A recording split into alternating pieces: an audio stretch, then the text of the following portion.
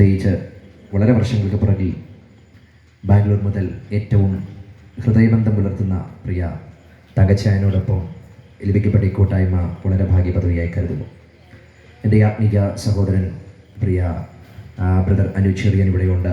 തൻ്റെയും സാന്നിധ്യത്തിനായിട്ട് കർത്താവിന് സ്തോത്രം ചെയ്യുന്നു. അതേപോലെ എൻ്റെ ഈ യോഗത്തിലേക്ക് ക്ഷണിക്കുകയും മറ്റു കാര്യങ്ങൾ ചെയ്യുകയും ചെയ്ത പ്രിയ ജോർജ് ഡിച്ചാൻ അങ്ങനെ തുടങ്ങിയുള്ള പ്രിയപ്പെട്ടവരെ എല്ലാവരെയും ഓർത്ത് ദൈവത്തിന് സ്തോത്രം ചെയ്യുന്നു.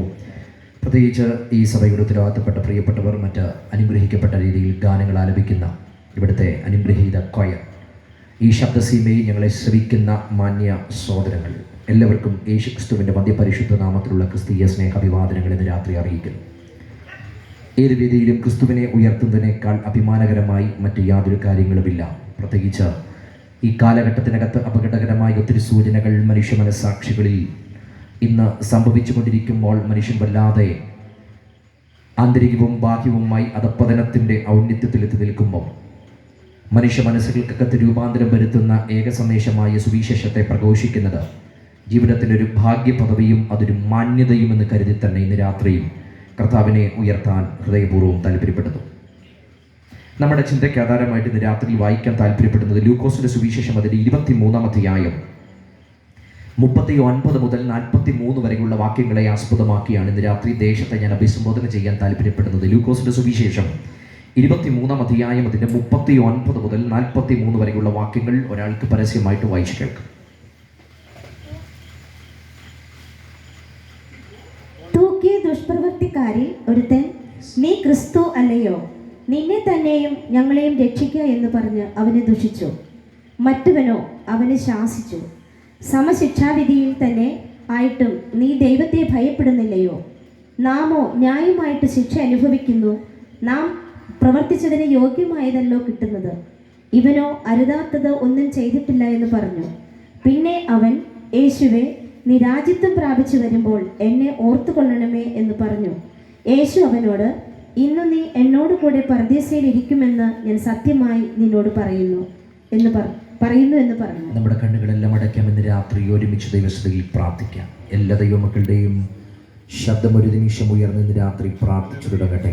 ആഴത്തിൽ ദേശത്തോട് ഇടപെടാൻ കഴിയുന്ന സുവിശേഷത്തിൻ്റെ അത്ഭുതകരമായ സത്യം ഈ ദേശത്ത് വിളംബരം ചെയ്യുമ്പോൾ ഹൃദയങ്ങൾക്കകത്തൊരു പരിവർത്തനവും രൂപാന്തരവും അന്ധകാരം ബാധിച്ചിരിക്കുന്ന ചില ഹൃദയങ്ങൾ ഇന്ന് രാത്രി യേശുവിൻ്റെ സുവിശേഷത്തിൻ്റെ അത്ഭുത ഇടപെടലിനാൽ സ്പർശിക്കപ്പെടേണ്ടതിനായിട്ട് എല്ലാവരും ചേർന്നൊരു നിമിഷം പ്രാർത്ഥിച്ചു തുടങ്ങിയാട്ടെ. ഞങ്ങളുടെ പ്രിയ കർത്താവേ, അധികാരമുള്ള ഞങ്ങളുടെ വചസ്സുകൾക്ക് ഞങ്ങൾ നന്ദി പറയുന്നു. ഇന്ന് രാത്രി ഞങ്ങൾ ദേശത്തിൻ്റെ നടുവിൽ യേശുവിൻ്റെ ക്രൂശിൻ്റെ വചനത്തെ വിളംബരം ചെയ്യുമ്പോൾ ചില ഹൃദയത്തിനകത്തെ പരിവർത്തനവും രൂപാന്തരവും രൂപപ്പെടലുമായി ഈ രാത്രി സ്വർഗം മാറ്റുന്നതിന് ഞങ്ങൾ നന്ദി പറയുന്നു. പ്രാർത്ഥന കേട്ട കൃപയ്ക്ക് നന്ദി.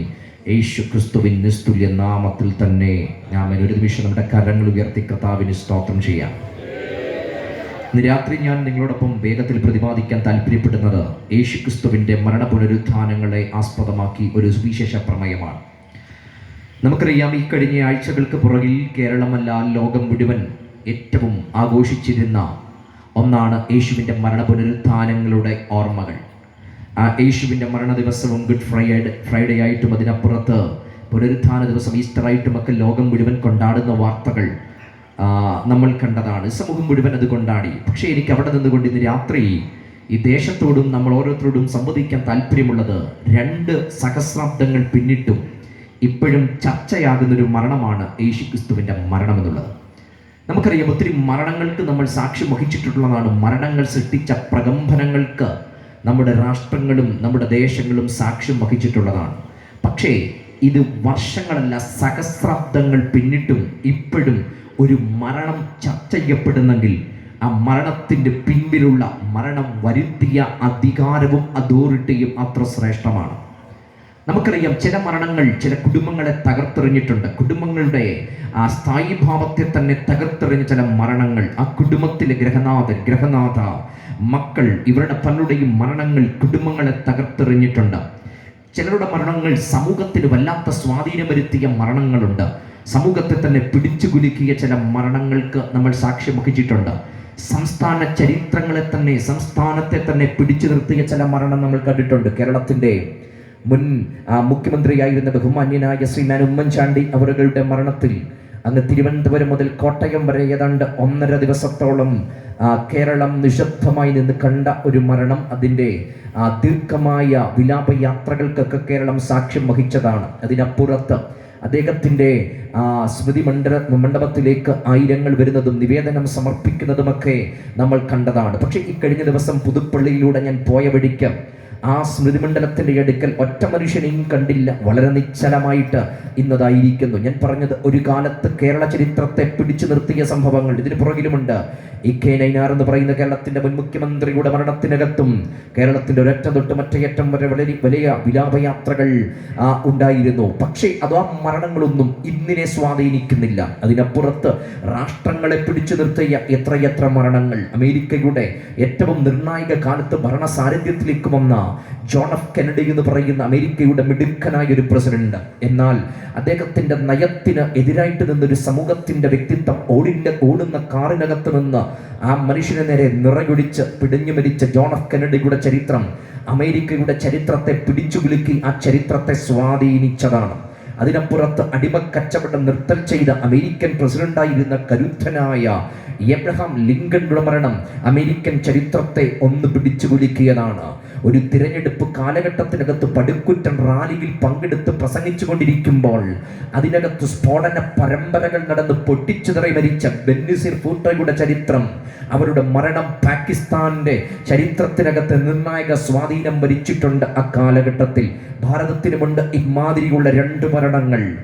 നമുക്കറിയാം, ഇന്ദിരാഗാന്ധി നടത്തിയ ചില ഇടപെടലിനകത്ത് അമർഷം പൂണ്ട തൻ്റെ അംഗരക്ഷകരിൽ ഒരു മനുഷ്യൻ അവരുടെ നെഞ്ചകം തീർത്ത് വെടികുതിർത്തത് പിടഞ്ഞു വീണ് മരിക്കുന്ന ഇന്ദിരാഗാന്ധിയുടെ മരണവും അതിനപ്പുറത്ത് നടന്ന സിഖ് വേട്ടകളുമൊക്കെ നമ്മൾ സാക്ഷ്യം വഹിച്ചിട്ടുള്ളതാണ്.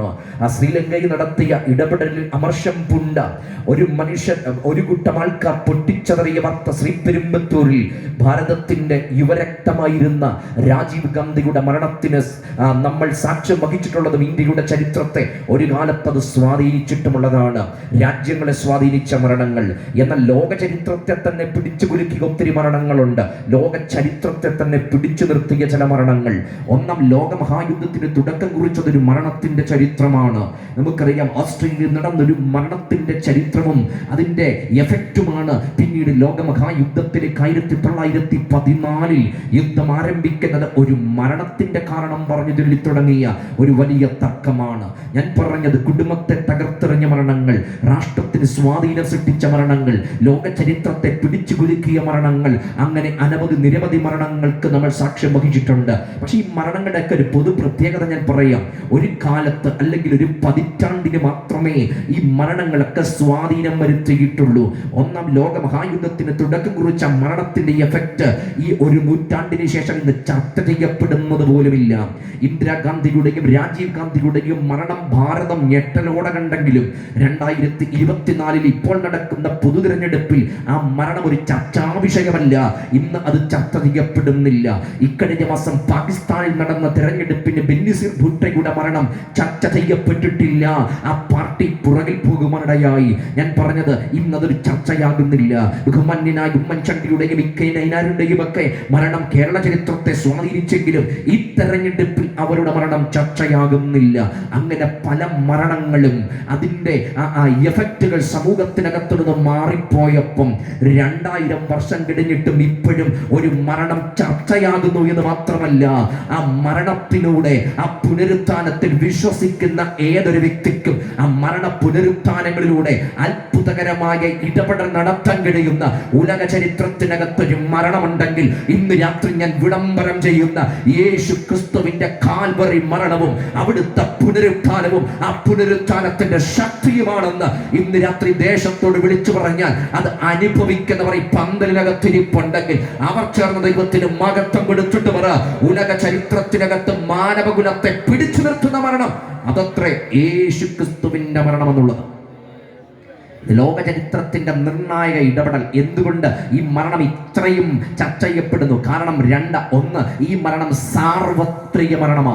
2, ഈ മരണം സജീവതയുള്ള മരണമാ എന്ന് പറഞ്ഞാൽ ഇതൊരു ജാതിക്ക്, മതത്തിന്, വർണ്ണത്തിന്, വർഗത്തിന്, ഒരു സമൂഹത്തിന്, ഏതെങ്കിലും ഒരു പ്രത്യേക വിഭാഗത്തെ മാത്രം ഒരുക്കിയെടുത്ത അവർക്ക് വേണ്ടി അവകാശങ്ങൾ രൂപീകരിക്കേണ്ടതിന് വേണ്ടി നടത്തിയ രക്തസാക്ഷിത്വങ്ങളോ ഏതെങ്കിലും ഒരു വെയിറ്റിംഗ് ഷെഡോ ഒരു ലൈബ്രറിയോ മാത്രം പണിതുയർത്താൻ പാകത്തിൽ ഒരു സമൂഹത്തെ പിടിച്ചു നിർത്തുന്ന ഒരു മരണമല്ല യേശു ക്രിസ്തുവിന്റെ മരണം. മറിച്ച് കിഴക്ക്, പടിഞ്ഞാറ്, തെക്ക്, വടക്ക് സർവ്വ ദിക്കുകളിലും ഇവിടെയുള്ള ഏത് ഭൂഖണ്ഡങ്ങളിലും ഏത് മനുഷ്യനെയും സ്വാധീനിക്കാൻ സാർവത്രികമായിട്ട് നിൽക്കുന്ന ഒരു മരണമുണ്ടെങ്കിൽ അതത്രേ യേശു ക്രിസ്തുവിന്റെ മരണം എന്നുള്ളത്. എന്തുകൊണ്ട് ആ മരണം അങ്ങനെ സാർവത്രിക എഫക്റ്റ് അതിനകത്തുണ്ടെന്ന് ചോദിച്ചാൽ അവിടുന്ന് ആരെന്ന് തിരിച്ചറിയുന്നിടത്താണ് ആ മരണത്തിന്റെ സാർവത്രിക കിടക്കുന്നത്. ജനിച്ചു വീണ് ഏതെങ്കിലുമൊക്കെ മനുഷ്യന്റെ മനോമുഖിലത്തിനകത്ത് തോന്നിയ ആശയങ്ങളും ഒരുവനിൽ കണ്ട ദിവ്യത്വം അവന് ചാർത്തുകൊടുത്ത് ജീവിച്ചിരിക്കും കാലത്ത് അവന് ദൈവിക ആ പദവികൾ കൊടുത്ത് ഔന്നത്യത്തിൽ എത്തി നിർത്ത് ഈ സമൂഹത്തിന്റെ ചൂഷണച്ചരക്കാക്കി നിർത്തുന്ന കേവലം ആ ദൈവങ്ങളെ പോലെ ഒരാൾ ദൈവമല്ല ഇന്ന് രാത്രി ഞാൻ ഉയർത്തുന്ന കർത്താവായ യേശു ക്രിസ്തു. നിത്യനായ, പരിശുദ്ധനായ, സനാതനായ, സീമാതീതനായ, സർവശക്തനായ, സത്തമനായ, ഉത്തമനായ ദൈവം മാനവകുലത്തെ രക്ഷിപ്പാൻ ഈ ഭൂമിയിൽ ഇറങ്ങി വന്ന് മാനവ കുലത്തിന് വേണ്ടി മരിച്ച മരണം അത് സാർവത്രിക മരണവും സകല സാർവലൗകികമായി സകല മനുഷ്യരെയും സ്വാധീനിക്കുന്ന മരണമാണെങ്കിൽ അതുകൊണ്ടാണ് ഇന്ന് രാത്രി ഞങ്ങൾ ക്രിസ്തുവിനെ വിളംബരം ചെയ്യുന്നത്. അതൊരു ജനതയ്ക്ക് വേണ്ടിയല്ല, അത് സകല ജനത്തിനും വേണ്ടിയുള്ള മരണമാണ്. അടുത്തത്, ഈ മരണത്തിന്റെ പ്രത്യേകത ഇന്ന് രാത്രി എനിക്ക് അഭിമാനത്തോടെ പറയാനുള്ളത് ഇത് സജീവതയുള്ള മരണമാണ്. സജീവതയുള്ള മരണമാണ് എന്ന് പറഞ്ഞാൽ ഈ മരണത്തെ പ്രസംഗിക്കുമ്പം ആണ്ടോടണ്ട് ആ ദിവസം പ്രസംഗിക്കുമ്പോൾ ഏതെങ്കിലുമൊക്കെ മരിച്ച നേതാവിന്റെ ആ മുൻപിൽ ആ ശവക്കൊട്ടയുടെ മുമ്പിൽ പോയി നിന്ന് ആ സ്മൃതിമണ്ഡലത്തിനകത്ത് രക്തപുഷ്പം വാരി വിതറിക്കഴിഞ്ഞിട്ട് ആകാശത്ത് മുഷ്ടി ചുട്ടിയിരുട്ടി മരിക്കാൻ ഞങ്ങൾക്ക് മടിയില്ല എന്ന് പറഞ്ഞ് ഞങ്ങളുടെ നേതാവ് മരിക്കുന്നില്ല ജീവിക്കുന്നു ഞങ്ങളിലൂടെ എന്നൊക്കെ പറയുന്ന വിപ്ലവ മുദ്രാവാക്യങ്ങൾക്ക് ഏറെ കേട്ടിട്ടുള്ള മാനവ ചരിത്രത്തിനകത്ത് ആ വർഷങ്ങൾ മാത്രം ആ ദിവസങ്ങളിൽ മാത്രം സ്വാധീനം ചെലുത്താൻ കഴിയുമ്പോൾ ഏതു ദിവസം പ്രസംഗിച്ചാലും ഏതു ദേശത്ത് പ്രസംഗിച്ചാലും അത് പട്ടാഴിയിൽ പ്രസംഗിച്ചാലും പള്ളിപ്പാട് പ്രസംഗിച്ചാലും പുതുശ്ശേരിയിൽ പ്രസംഗിച്ചാലും പാതിരാമണിൽ പ്രസംഗിച്ചാലും ആ പാമ്പാക്കുടയിൽ പ്രസംഗിച്ചാലും പകലോമറ്റത്ത് പ്രസംഗിച്ചാലും എവിടെ പ്രസംഗിച്ചാലും വിശ്വസിക്കുന്ന ഏതൊരു മനുഷ്യന്റെ അകത്തും ഇന്നും പരിവർത്തനം വരുത്താൻ കഴിയുന്ന ശക്തിയുള്ള ഒരു സന്ദേശമുണ്ടെങ്കിൽ അതാ ഞങ്ങൾ ഉയർത്തി പറയുന്ന യേശു ക്രിസ്തുവിന്റെ മരണ പുനരുത്ഥാനങ്ങളുടെ ഉജ്ജ്വല ശക്തിയുടെ സന്ദേശമെങ്കിൽ ഇന്ന് രാത്രിയും ഈ ദേശത്ത് കേട്ട് അതിനുവേണ്ടി ഹൃദയം തുറക്കുന്ന ഏതു ജീവിതത്തിനും പരിവർത്തനം വരുത്താൻ യേശു ക്രിസ്തുവിന്റെ സന്ദേശത്തിന് കഴിയും. ഇക്കഴിഞ്ഞ ദിവസം തിരുവല്ല പട്ടണത്തിന്റെ ഹൃദയഭാഗത്തുള്ള ഒരു കോളനിയുണ്ട്. തീപ്പേനി കോളനി എന്നാണ് അറിയപ്പെടുന്നത്. തീപ്പേനി കോളനി അത്ര ആ ഉജ്ജ്വല ചരിത്രങ്ങളൊന്നും പറയാനില്ലാത്തൊരു കോളനി. എന്നാൽ അതിന്റെ തൊട്ട് മുമ്പിൽ നടന്ന ഇതുപോലെയുള്ള ഒരു സുവിശേഷ യോഗത്തിനകത്ത് അവരെ അഭിസംബോധന ചെയ്തപ്പോൾ അതിനപ്പുറത്ത് കുറെ പേർ ക്രിസ്തുവിന് വേണ്ടി ഹൃദയങ്ങളെ സമർപ്പിച്ചു. എന്നാൽ അടുത്ത ദിവസം അവിടെ നിന്നുകൊണ്ട് അതിന്റെ സംഘാടകനായ ഒരു വ്യക്തി എന്നെ വിളിച്ചിട്ട് പറഞ്ഞു, ഇതിനപ്പുറത്ത് ഒരു 3-4 വീടിനപ്പുറത്ത് ഈ ക്രൂശിക്കപ്പെട്ട യേശു ക്രിസ്തുവിന്റെ വചനം കേട്ടൊരു സഹോദരൻ ഇരുട്ടത്ത് നിൽക്കുന്നുണ്ടായിരുന്നു. പക്ഷേ അതിനപ്പുറത്ത് യോഗം കഴിഞ്ഞ് 10:30 മണിക്ക് അവർ പാക്ക് ചെയ്യുന്ന സമയത്ത് ഈ മനുഷ്യൻ ഓടി വന്ന് പൊട്ടിക്കരഞ്ഞിട്ട് പറഞ്ഞൊരു കാര്യമുണ്ട്. ആ യേശു ക്രിസ്തുവിന്റെ ക്രൂശിന്റെ സന്ദേശം, ആ ക്രൂശീകരണത്തിന്റെ വചനങ്ങൾ കേട്ടുകൊണ്ടിരിക്കുമ്പോൾ എൻ്റെ ഹൃദയത്തിനകത്ത് വല്ലാത്ത ഒരു ഇടിപ്പ് സംഭവിച്ചു. എൻ്റെ ഹൃദയം തകരുന്നത് പോലെ എനിക്ക് അനുഭവിച്ചു.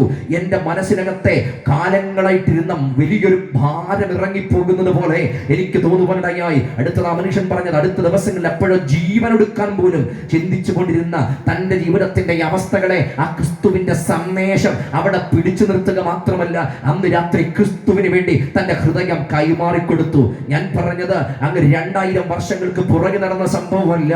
ഈ ചില ദിവസങ്ങൾക്ക് പുറകിൽ ആ തീപ്പേനി കോളനിയിൽ കേട്ട ഒരു വ്യക്തിയുടെ അകത്ത് പരിവർത്തനം വരുത്താൻ അധികാരമുള്ള സന്ദേശമായിരുന്നു യേശു ക്രിസ്തുവിന്റെ ക്രൂശിന്റെ സന്ദേശമെങ്കിൽ ഇന്ന് രാത്രിയും ഞങ്ങൾ വിളംബരം ചെയ്യുന്നത് കാലത്തിന്റെ കുത്തൊഴുക്കിനകത്ത് കാലഹരണപ്പെട്ടുപോയ മരിച്ച സന്ദേശമല്ല വിളിച്ചു പറയുന്നത്, മറിച്ച് മരിക്കപ്പെട്ടത് മുതൽ ഉയർത്തെഴുന്നേൽക്കപ്പെട്ടത് മുതൽ മാനവ ചരിത്രത്തെ ഇളക്കി മറിക്കുന്ന ഒരു കരുത്തുറ്റ സന്ദേശമുണ്ടെങ്കിൽ ഇന്ന് രാത്രി അതത്രേ ഞാൻ ഉയർത്തുന്ന യേശു ക്രിസ്തുവിന്റെ സന്ദേശമെങ്കിൽ ഈ സന്ദേശത്താൽ ആന്തരികമായി ജീവൻ പ്രാപിച്ചവർ ഇന്ന് രാത്രി ഇതിനകത്ത് ഇരിപ്പുണ്ടെങ്കിൽ അവർ അഭിമാനത്തോടെ ഈ രാത്രി കർത്താവിന് സ്തോത്രം ചെയ്തിട്ട് വരാ.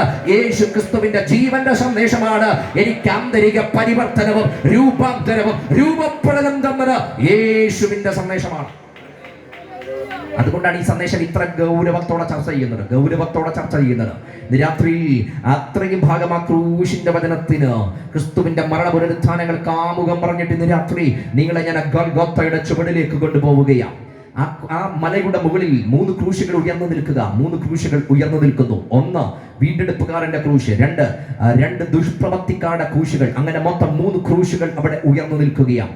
ഈ 3 ക്രൂശിന് ഞാനൊരു പേര് നൽകുവാൻ താല്പര്യപ്പെടുകയാണ്. നടുവിൽ നിൽക്കുന്ന വീണ്ടെടുപ്പുകാരന്റെ ക്രൂശിന് ആ വീണ്ടെടുപ്പ് എന്ന പേര് തന്നെ ആസ്പദമാക്കി അതിന് പേര് നൽകുന്നത് ദ ക്രോസ് ഓഫ് റിഡംഷൻ എന്നാണ്. അത് വീണ്ടെടുപ്പിന്റെ ക്രൂശാണ്. വീണ്ടെടുപ്പിന്റെ ക്രൂശ് നടുവിൽ ഉയർന്നു നിൽക്കുക. അതിന്റെ ഒരു വശത്തുള്ള ക്രൂശിന്റെ പേര് അത് തിരസ്കരിച്ചത് കൊണ്ട് ഞാൻ ആ ക്രൂശിന് കൊടുക്കാൻ താല്പര്യപ്പെടുന്നത് ദ ക്രോസ് ഓഫ് റിജക്ഷൻ എന്ന, അത് തിരസ്കരണത്തിന്റെ ക്രൂശ, തള്ളിക്കളയലിന്റെ ക്രൂശാണ് ഒരു വശത്ത് നിൽക്കുന്നത്. എന്നാൽ മറുവശത്ത് നെഞ്ചകം പൊട്ടി വേദനയോടെ അലറി നിലവിളിച്ച ക്രിസ്തുവിന് വേണ്ടി ഹൃദയത്തിന്റെ കവാടം മലർക്ക തുറന്നു കൊടുത്ത അംഗീകാരത്തിന്റെ ക്രൂശാണ് ഒരു വശത്തുള്ളത് കൊണ്ട് ആ ക്രൂശിനെ ഞാൻ പറയാൻ താല്പര്യപ്പെടുന്നത് ക്രോസ് ഓഫ് റിസപ്ഷൻ എന്നാണ്. അപ്പൊ 1 ദ ക്രോസ് ഓഫ് റിഡംഷൻ, വീണ്ടെടുപ്പിന്റെ ക്രൂശ്. 2 ദ ക്രോസ് ഓഫ് റിജക്ഷൻ, തിരസ്കരണത്തിന്റെ ക്രൂശ്. 3 അംഗീകാരത്തിന്റെ ക്രൂശ്, ദ ക്രോസ് ഓഫ് റിസപ്ഷൻ. അങ്ങനെ 3 ക്രൂശുകൾ അവിടെ ഉയർന്നു നിൽക്കുക.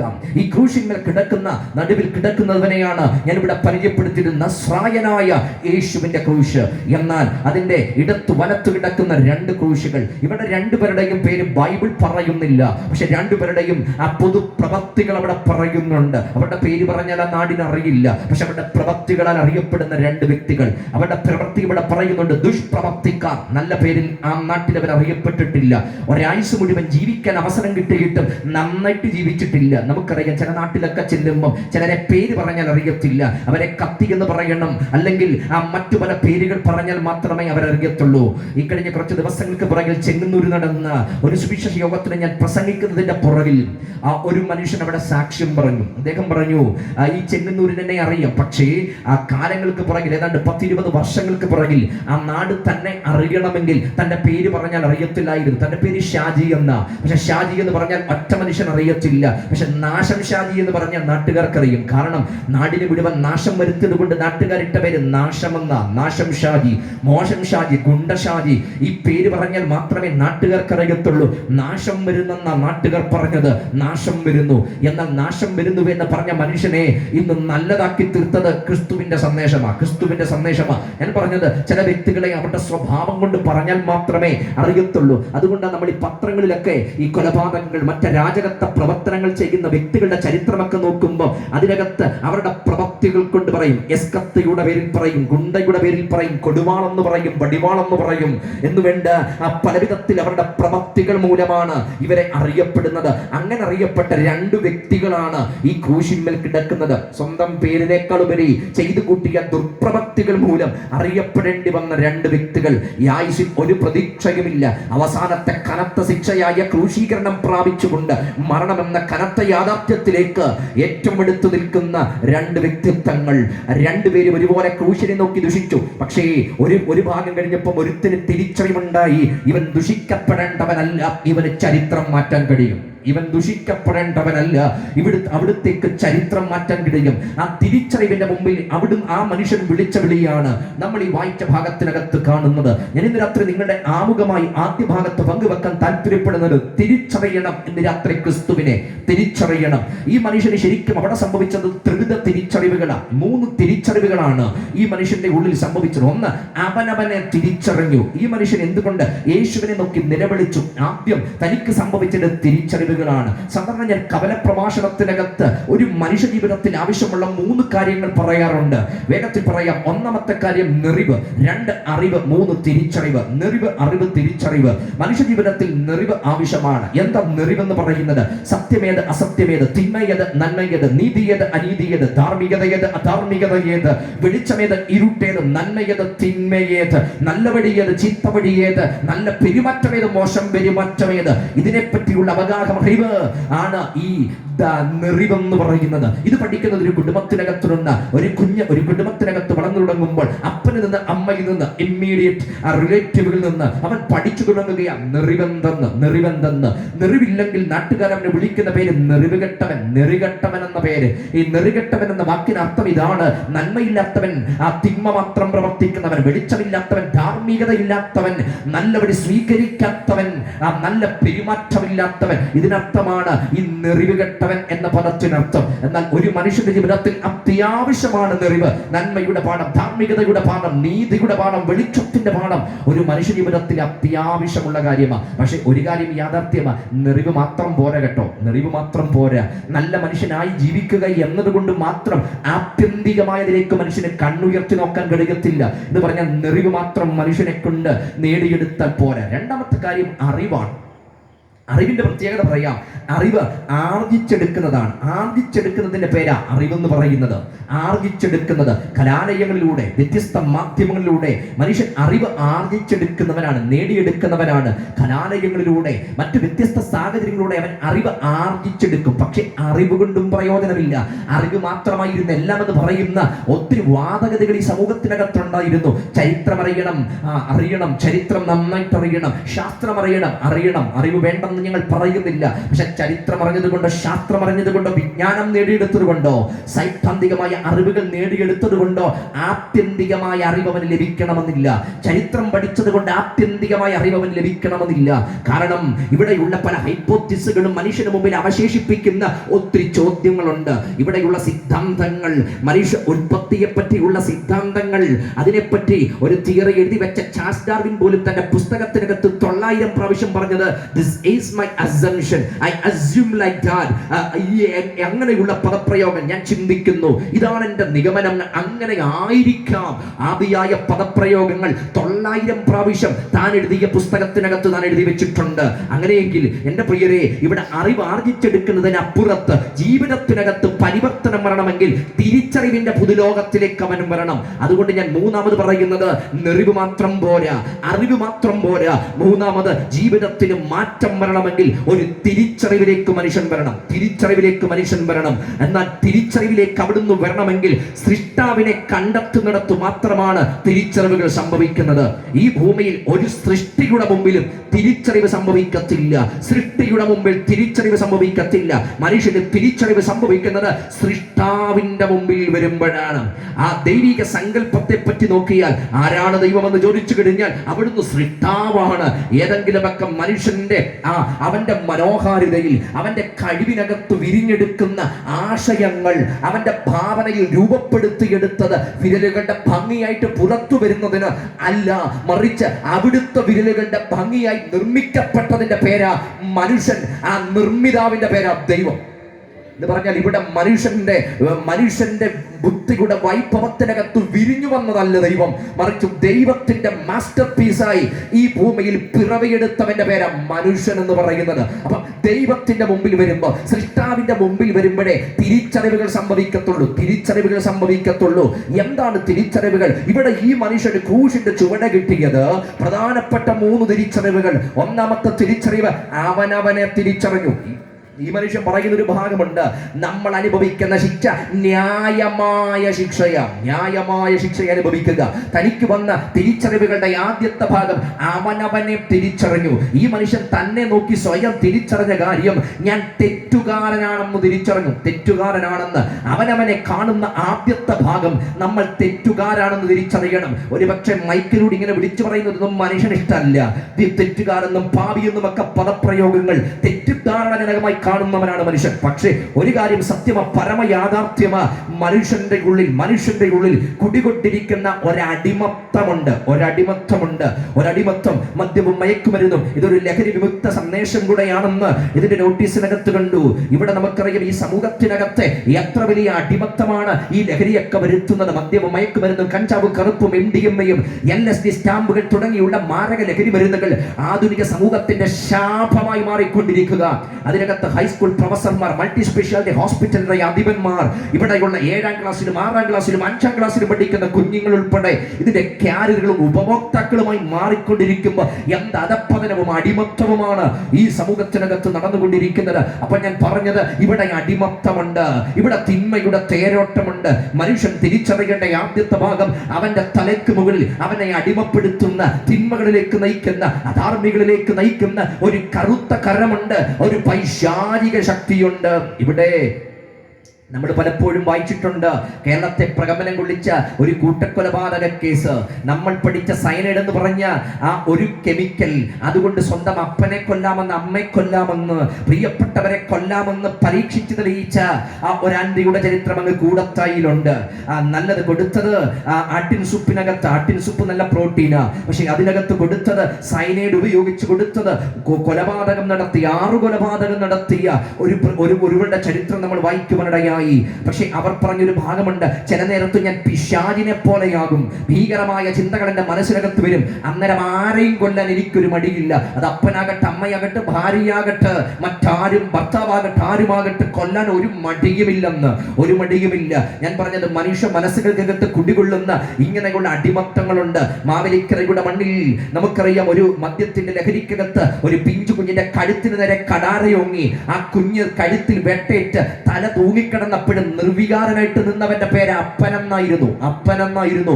ആ കുഞ്ഞിന്റെ അപ്പനെന്ന് പറഞ്ഞ കാബാലികൻ ആ കുഞ്ഞിന്റെ ജീവനത്തെ കൊന്നു തീർത്തത് നമ്മൾ വായിച്ചതല്ലേ. എന്തു നേട്ടം നേടിയെടുത്തു. വിചാരണക്കിടയ്ക്ക് തിരുവനന്തപുരത്തു നിന്ന് മാവേലിക്കര വന്ന് തിരിച്ചു പോകുന്ന വഴിയിൽ ഓടുന്ന ട്രെയിനിനകത്തു നിന്ന് പുറത്തു ചാടി ജീവിതം തീർത്ത് ഹോമിച്ചു കളഞ്ഞു. എന്തോ ഒരു ജന്മങ്ങൾ, വല്ലാത്ത ജന്മങ്ങൾ. ഞാൻ പറഞ്ഞത്, ഇതൊക്കെ അടിമത്തമാണ്, ലഹരി വരുത്തുന്ന അടിമത്തങ്ങൾ. മനുഷ്യൻ അംഗീകരിച്ചാലും ഇല്ലെങ്കിലും ആന്തരികമായിട്ട് അവന്റെ ഉള്ളിൽ ഇങ്ങനെയുള്ള തിന്മകൾ നിറഞ്ഞു നിൽക്കുകയാണ്. അധാർമിക കുടുംബ തകർച്ചകളിലേക്ക് നയിക്കുന്ന, അധാർമിക വഴികളിലേക്ക് സഞ്ചരിക്കാൻ ആ മനുഷ്യനെ പ്രേരിപ്പിക്കുന്ന, തെറ്റായ വഴി തിരഞ്ഞെടുക്കാൻ പ്രേരിപ്പിക്കുന്ന, സൈബർ കുറ്റകൃത്യങ്ങൾ ചെയ്യാൻ പ്രേരിപ്പിക്കുന്ന അങ്ങനെയുള്ള തിന്മയുടെ വ്യാപാരങ്ങൾ ഇന്ന് പെരുകിക്കൊണ്ടിരിക്കുക. ആന്തരിക തിരിച്ചറിവുകളുടെ ആദ്യപടി അങ്ങനെയാകട്ടെ, ഞാൻ ഒരടിമയാണ്, അടിമത്തത്തിനകത്ത് നിൽക്കുക. എന്നാൽ അവൻ തിരിച്ചറിഞ്ഞൊരു കാര്യമുണ്ട്, ഈ അടിമത്തത്തിനകത്ത് ഈ തെറ്റിനൊരു ശിക്ഷയുണ്ട്. ആ ശിക്ഷയാണ് ഞാൻ അനുഭവിക്കുന്നതൊക്കെ. തിരുവെടുത്ത് വേദപുസ്തകം വെളിപ്പെടുത്തുന്നത് പാപമെന്നൊന്നുണ്ട്. ആ പാപത്തിനൊരു ശിക്ഷയുണ്ട്. ആ ശിക്ഷയുടെ പേര് മരണമെന്ന് പറയുന്നത്. പാപത്തിന്റെ ശമ്പളം അത് മരണമാണ്. ഈ മനുഷ്യൻ തിരിച്ചറിഞ്ഞു, ഇപ്പൊ ഞാൻ അനുഭവിക്കുന്ന ഈ മരണം ആ തെറ്റിനുള്ള ശിക്ഷയായി, ന്യായമായ ശിക്ഷയായി ഞാൻ അനുഭവിക്കുകയാണ്. അടുത്തത് ഒരു തിരിച്ചറിവൂടെ തനിക്ക് സംഭവിച്ചു. താൻ എന്തൊക്കെ ചെയ്താലും ഈ മരണം മാറത്തില്ല. തന്റെ സ്വന്തം പ്രയത്നം കൊണ്ട്, സ്വയപ്രയത്നം കൊണ്ട് ആർജിച്ചെടുക്കാൻ തനിക്ക് കഴിയത്തില്ല രക്ഷയെന്ന് ഈ മനുഷ്യന് തിരിച്ചറിവുണ്ടായി. ശരിക്കും മതം മനുഷ്യനെ വഞ്ചിച്ച് ഒരു കൂടിനെ കെട്ടിട്ടിരിക്കുന്നത് ഈ കാഴ്ചപ്പാടോടുകൂടെ അവനോട് ചെയ്യാൻ പറയുക. അർപ്പണങ്ങൾ, തർപ്പണങ്ങൾ, ആചാരങ്ങൾ, അനുഷ്ഠാനങ്ങൾ, പെരുന്നാളുകൾ, പദയാത്രകൾ, യാഗയോഗ കർമാദികൾ, ഇത് മുഴുവൻ ചെയ്താൽ നിനക്ക് രക്ഷ നേടിയെടുക്കാൻ കഴിയുമെന്ന് പറഞ്ഞ് മനുഷ്യനെ ആ മതങ്ങൾ ഇങ്ങനെ കൂടിനകത്തിട്ടിരിക്കുക. ആവർത്തിക്കുന്ന പെരുന്നാളുകൾ, ആവർത്തിക്കുന്ന യാഗയോഗ കർമാദികൾ, ഇതിനകത്തൂടെ മാനവകുലത്തോട് പറയുന്നത്, രക്ഷപ്പെടാൻ കഴിയുമെങ്കിൽ നീ രക്ഷപ്പെടുക. പക്ഷെ കാലങ്ങൾ കഴിയുമ്പോൾ ഇത് ആവർത്തിക്കേണ്ടി വരുമ്പോൾ വെളിപ്പെടുന്ന യാഥാർത്ഥ്യം, മനുഷ്യൻ അവന്റെ ആയുസിൽ രക്ഷപ്പെടാൻ കഴിയത്തില്ല. ഈ മനുഷ്യൻ അവിടെ വെച്ചു മനസ്സിലായി, ഇനി യാതൊരു പ്രവൃത്തിയാലും ഈ ക്രൂശ് ഒഴിവായി തീരാൻ എനിക്ക് കഴിയത്തില്ലെന്ന് അവന് തിരിച്ചറിവുണ്ടായി. അവനെ തിരിച്ചറിഞ്ഞു, അവന്റെ കുറ്റത്തെ തിരിച്ചറിഞ്ഞു, അവന്റെ ശിക്ഷയെ തിരിച്ചറിഞ്ഞു, അവന്റെ പരിധി തിരിച്ചറിഞ്ഞു. ഈ തിരിച്ചറിവിന് അപ്പുറത്ത് രണ്ടാമതൊരു തിരിച്ചറിവ് അവന്റെ ജീവിതം മാറ്റി. ആ ക്രൂശിൽ കിടക്കുന്നവൻ ആരെന്ന് തിരിച്ചറിഞ്ഞു. ശരിക്കും അവിടെയാ ജീവിതം മാറിയത്. അവൻ ഇന്നലെ പള്ളു പറഞ്ഞതാ, അവനും യേശുവിനെ നിന്ദിച്ചു പറഞ്ഞതാ. കഴിഞ്ഞ മണിക്കൂറുകളിൽ അവനും പഠിച്ചു പറഞ്ഞതാ. പക്ഷേ അടുത്ത മണിക്കൂറിൽ എപ്പോഴോ അവന്റെ ഉള്ളിനകത്തൊരു ബോധോദയം, ഒരു തിരിച്ചറിവ് സംഭവിച്ചു. ഇവനൊരു സാധാരണക്കാരനല്ല, ഇവിടുന്ന് ഒരു സാധാരണക്കാരനല്ല, എന്തോ അസാധാരണത്വം ആ ജീവിതത്തിന്മേൽ ഉണ്ടെന്ന് തിരിച്ചറിഞ്ഞപ്പോൾ ആ മനുഷ്യൻ പറഞ്ഞൊരു ഭാഗമുണ്ട്, ഇവനോ അരുതാത്തതൊന്നും ചെയ്തിട്ടില്ല, അവിടുന്ന് അരുതാത്തതൊന്നും ചെയ്തിട്ടില്ല, അവിടുന്ന് ക്രിസ്തുവിനെ തിരിച്ചറിഞ്ഞു. യേശുവിനെ അറിയുന്നതല്ല വലുത്, ക്രിസ്തുവിനെ തിരിച്ചറിയുന്നതാണ് പ്രസക്തം. ക്രിസ്തുവിനെ തിരിച്ചറിയണം. യേശുവിനെ പറ്റി അറിവ് ഈ ഭൂമിയിൽ ഇല്ലാത്തവരായിട്ട് ആരും എല്ലാവർക്കും അറിയാം. ക്രിസ്തുവിനെ പറ്റി പഠിക്കാത്തവരാരാ? പി കെ ശവമേനോന്റെ യേശുദേവൻ എന്ന പുസ്തകം വായിച്ചു നോക്കിയാൽ ഒരു പക്ഷേ ഇവിടെയുള്ള ആ ദൈവശാസ്ത്രജ്ഞന്മാരെക്കാളും ഏറ്റവും കരുത്തുറ്റ ഗ്രന്ഥമെന്ന് നമ്മൾ പറയേണ്ടി വരും. എത്ര മനോഹരമായിട്ട് ക്രിസ്തുവിനെ വരച്ചു കാണിച്ചിരിക്കുന്നു. എഴുതാത്തതാരാ? ഇക്കഴിഞ്ഞ ദിവസം ഞാൻ തിരുവല്ല DC ബുക്സിനകത്ത് ചരിത്ര പുസ്തകങ്ങൾ ഒന്ന് പരതി നോക്കുമ്പോൾ അതിന്റെ താഴത്തെ റോയിൽ ഒരു പുസ്തകം ഇരിക്കുന്ന കണ്ടു. ആ പുസ്തകത്തിന്റെ പേര് യേശു ക്രിസ്തു കാശ്മീരിൽ വന്നു. യേശുക്രിസ്തു കാശ്മീരിൽ വന്നു. ഈ പുസ്തകം ഒന്ന് കാണണമല്ലോ. കാരണം ബൈബിൾ പഠിച്ച് ചരിത്രം പഠിച്ചിട്ട് എനിക്ക് കിട്ടാത്ത ഒരു പുതു അറിവാണ് അവിടെ കിടക്കുന്നത്. ക്രിസ്തു അങ്ങ് കാശ്മീരി വന്നെന്ന്. ഞാൻ ഈ പുസ്തകം എടുത്തൊന്ന് തിരിച്ചും മറിച്ചും നോക്കി. അന്ന് നോക്കിയപ്പോൾ സാധാരണ ഇങ്ങനെയുള്ള വേദികളുടെ ക്ലോക്കൽ ഭാഷകൾ ഉപയോഗിക്കുന്നില്ല, എന്നാലും അത് പറയേണ്ടി വരും. അതിനകത്തൊരു ചുക്കും കണ്ടിട്ടില്ല, ഒന്നും അതിനകത്തില്ല. പക്ഷേ അതിന്റെ പിന്നെയും അത് മടക്കി വെക്കുമ്പോൾ നോക്കിയപ്പോൾ 26 എഡീഷൻ അത് പബ്ലിഷ് ചെയ്ത് കഴിഞ്ഞു. 26 എഡീഷൻ. യേശുക്രിസ്തു കാശ്മീരിൽ വന്നു എന്ന ഒറ്റ ടൈറ്റിൽ കൊണ്ട് 26 എഡീഷൻ. ചിലപ്പോൾ അത് പബ്ലിഷ് ചെയ്ത ആള് ഒരു മഹാധനികനായി കാണും, എഴുതിയവൻ ഒരു മഹാധനികനായി കാണും. യേശുവിനെ വിറ്റ് കാശാക്കുന്ന ആൾക്കാരും ഈ നാട്ടിലുണ്ട്. കാരണം കർത്താവിന്റെ പേരിൽ എന്തെഴുതിയാലും, കർത്താവിന്റെ പേരിൽ എന്ത് ചെയ്താലും അത് വിജയിക്കുമെന്ന് അറിയുന്നത് കൊണ്ട് ആത്മീക, സാമൂഹിക, രാഷ്ട്രീയ മേഖലയിലും ക്രിസ്തുവിനെ വിറ്റ് കച്ചവടച്ചരക്കാക്കുന്നവർ നമ്മൾ കണ്ടിട്ടുണ്ട്. അതുകൊണ്ടല്ലേ ഇവിടെ നടക്കുന്ന വ്യത്യസ്തങ്ങളായ രാഷ്ട്രീയ യോഗങ്ങളിലും പാർട്ടി യോഗങ്ങളിലും ഒക്കെ കർത്താവിന്റെ ഫോട്ടോയും കൂടെ നേതാക്കന്മാരുടെ ഇടയിൽ തിരികെ വെക്കുന്നവരെ നമ്മൾ കണ്ടിട്ടുണ്ട്. ഏത് വിധത്തിലും ക്രിസ്തുവിനെ കാണിച്ചാൽ അത് വിജയിക്കുമെന്നുള്ള ധാരണയാ അവിടെ നിന്ന് പുറത്തു വന്നത്. ക്രിസ്തുവിനെ പറ്റി ആരാ അഭിപ്രായം പറയാത്തത്? ചരിത്രകാരന്മാർ പറഞ്ഞിട്ടുണ്ട്, ചിന്തകന്മാർ പറഞ്ഞിട്ടുണ്ട്, താർക്കികന്മാർ പറഞ്ഞിട്ടുണ്ട്, രാഷ്ട്രതന്ത്രജ്ഞന്മാർ പറഞ്ഞിട്ടുണ്ട്. വേണമെങ്കിൽ രക്തം കൊണ്ട് ആ പാതുകം കഴുകുമെന്ന് പറഞ്ഞിട്ടുണ്ട്. വേണമെങ്കിൽ രക്തം കൊണ്ട് ഞങ്ങൾ ആ പാതുകം കഴുകും. ഇവിടെയുള്ള വിപ്ലവ പാർട്ടികളുടെ ആദർശധീരനായ മനുഷ്യനായ കാൾ മാർക്സ് ദാസ് ക്യാപിറ്റൽ എഴുതിയപ്പോൾ അതിനകത്ത് താൻ ഉദ്ധരിച്ചു വെച്ച ഭാഗം ക്രിസ്തുവിന്റെ അധ്വാന വർഗത്തുള്ള സമീപനങ്ങളെ അടർത്തിയെടുത്ത പുസ്തകത്തിനകത്ത് താൻ എഴുതി വെച്ചിട്ടുണ്ട്. ഭാരതത്തിനകത്ത് ഏറ്റവും ഗൗരവമായ രീതിയിൽ സ്വാതന്ത്ര്യ സമരങ്ങൾ പുതുരീതിയിൽ നടപ്പാക്കുവാൻ മഹാത്മാഗാന്ധി അടർത്തിയെടുത്ത യേശു ക്രിസ്തുവിന്റെ ഗിരിപ്രഭാഷണവും അനുബന്ധ സംഭവങ്ങളുമാണ്. രാജ്യതന്ത്രജ്ഞന്മാർ ക്രിസ്തുവിന്റെ കാര്യങ്ങൾ പറഞ്ഞിട്ടുണ്ട്. നെപ്പോളിയൻ ബോണപ്പാർട്ട് പറഞ്ഞത്, വാളെടുത്ത ഞാൻ തോറ്റിവിടെ വാട്ടർലൂവിൽ തോറ്റിട്ട് സെൻഹെലിന ദ്വീപിൽ കിടക്കുമ്പോൾ വാളില്ലാതെ ലോകത്തെ വെട്ടിപ്പിടിച്ച സമാധാനത്തിന്റെ വിപ്ലവകാരി ഉണ്ടെങ്കിൽ അത് യേശു ക്രിസ്തു അല്ലാതെ മറ്റൊരാളില്ലെന്ന് നെപ്പോളിയൻ ബോണപ്പാർട്ട് വിളിച്ചു പറഞ്ഞത്. ആരാ അവിടുത്തെ പറ്റി അഭിപ്രായം പറയാത്തത്? എന്നാൽ അഭിപ്രായത്തിനപ്പുറത്ത് അവർ അഭിപ്രായപ്പെട്ടത് വിപ്ലവകാരി എന്ന്, അവർ അഭിപ്രായപ്പെട്ടത് നവോത്ഥാന നായകനെന്ന്, അവർ അഭിപ്രായപ്പെട്ടത് ചിന്തകനെന്ന്. എന്നാൽ അതിനപ്പുറത്തേക്ക് തിരിച്ചറിവുകൾ സംഭവിച്ച് അവരുടെ അകത്തെ മാരകമായ അടിമത്തങ്ങളെ മാറ്റാൻ കഴിയുന്ന ഒരു രക്ഷകനെന്ന തിരിച്ചറിവ് അവർക്ക് സംഭവിക്കാൻ കഴിയാതെ ഇരുന്നപ്പോൾ ഞങ്ങൾ ഇവിടെ വിളംബരം ചെയ്യുന്നത് ഒരു വിപ്ലവകാരിയല്ല, ഒരു നവോത്ഥാന നായകനെയല്ല, മറിച്ച് മനുഷ്യനെ അവിടുത്തെ പാപങ്ങളിൽ നിന്ന് വിടുവിക്കേണ്ടതിന് ഈ ഭൂമിയിൽ ഇറങ്ങി വന്ന് മനുഷ്യനെ രക്ഷിക്കുന്ന ഒരു രക്ഷകനുണ്ട്. ആ രക്ഷകന നാസറായനായ യേശു ക്രിസ്തു. ക്രിസ്തുവിനെ തിരിച്ചറിയേണ്ടത് ഈ പറഞ്ഞ രീതിയിൽ മാത്രമല്ല. അവിടുന്ന് സാമൂഹിക പ്രതിബദ്ധതയോടെ വാക്കുകൾ പറഞ്ഞിട്ടുണ്ട്. ഇവിടെയുള്ള രാഷ്ട്രീയങ്ങൾക്ക് ആദർശ ചിന്തകൾ അവിടുന്ന് പകർന്നിട്ടുണ്ട്. പക്ഷെ ഇതൊന്നുമല്ല ഗൗരവമായ കാര്യം. മനുഷ്യനെ പാപത്തിൽ നിന്ന് വീണ്ടെടുക്കുന്നവനെന്ന ആത്യന്തിക തിരിച്ചറിവുകൾ സംഭവിക്കട്ടെ. ഇന്ന് രാത്രി അറിവുകൾ മാറ്റാം, തിരിച്ചറിവുകളിലേക്ക് വരാം. യേശു ക്രിസ്തു ജീവിതം മാറ്റുന്ന വ്യക്തിയാണെന്നുള്ള ആത്യന്തികമായ തിരിച്ചറിവുകൾ ജീവിതത്തിൽ സംഭവിച്ചാൽ ആ ക്രൂശിനെ നോക്കി നിലവിളിക്കാൻ കഴിയും. ഈ മനുഷ്യന് സംഭവിച്ച തിരിച്ചറിവ് യേശു ആരെന്ന് തിരിച്ചറിഞ്ഞപ്പോൾ അവിടുത്തേക്ക് നോക്കി വിളിച്ചു പറഞ്ഞു, കർത്താവേ, നീ രാജ്യത്വം പ്രാപിച്ചു വരുമ്പോ എന്നെയും കൂടെ ഓർക്കണമേ. ഒന്ന്, അവനവനെ തിരിച്ചറിഞ്ഞു. രണ്ട്, യേശുവിനെ തിരിച്ചറിഞ്ഞു. മൂന്നാമത്തെ കാര്യം, അവന്റെ തിരിച്ചറിവ് യേശുവിനെ രക്ഷിക്കാൻ കഴിയുമെന്ന് തിരിച്ചറിഞ്ഞു. രക്ഷിക്കാൻ കഴിയുമെന്ന് ആ ക്രൂശിന്റെ ചുവട്ട്, ഈ ക്രൂശിന്റെ അടുത്ത് നിൽക്കുന്നത് ഈ ക്രൂശിലുള്ള ക്രിസ്തു മാത്രമല്ല, അതിനപ്പുറത്ത് തന്റെ കൂടെ ഒരേ തിന്മ ചെയ്തവൻ അതിനപ്പുറത്തുണ്ട്. ഇതിന്റെ താഴെ ശതാധിപനുണ്ട്, ഇതിന്റെ താഴെ പടയാളികളുണ്ട്, വഴി പോകുന്നവർ അതിന്റെ ചുറ്റുമുണ്ട്. ആ കൂട്ടത്തിലുള്ള പലരും അതിന്റെ ചുവട്ടിലുണ്ട്, മഹാപുരോഹിതന്മാർ അതിന്റെ ചുവട്ടിലുണ്ട്. ഇവർ കണ്ടിട്ടും, ഇവരെ ആരെ കണ്ടിട്ടും രക്ഷിക്കാൻ പറയാൻ ഇവന് തോന്നിയില്ല.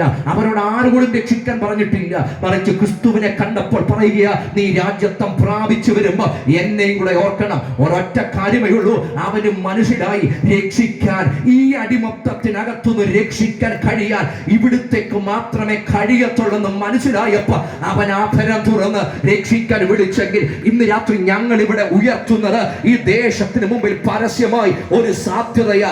രക്ഷിക്കാൻ കഴിയുന്ന ഉദ്ധരിക്കാൻ കഴിയുന്ന പുറപ്പെടുവിക്കാൻ കഴിയുന്ന സ്വാതന്ത്ര്യം നൽകാൻ കഴിയുന്ന സമാധാനം നൽകാൻ കഴിയുന്ന നസ്രായനായ യേശു ക്രിസ്തു. അവിടത്തേക്ക് രക്ഷിക്കാൻ കഴിയും. രക്ഷിക്കാൻ കഴിയുന്നവരുടെയൊക്കെ മാത്രമേ സഹായം നമ്മൾ ചോദിക്കത്തുള്ളൂ. 2018 വെള്ളപ്പൊക്കം നമുക്കെല്ലാവർക്കും ആരും മറന്നു കാണുന്നതല്ല.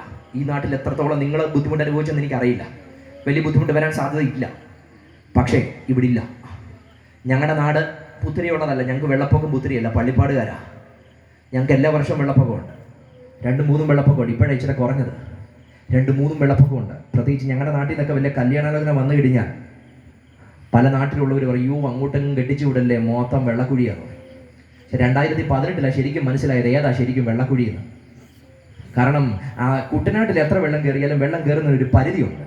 പക്ഷെ റാന്നിയിലും ആറാട്ടുപുഴയിലും പാണ്ടനാട്ടും എറണാകുളത്തിന്റെ ആ ഇടുക്കിയുടെ അടുത്ത ഭാഗങ്ങളൊക്കെ വെള്ളം കയറിയത് ഒരു നിലയൊക്കെ കവിഞ്ഞ വെള്ളം കയറി.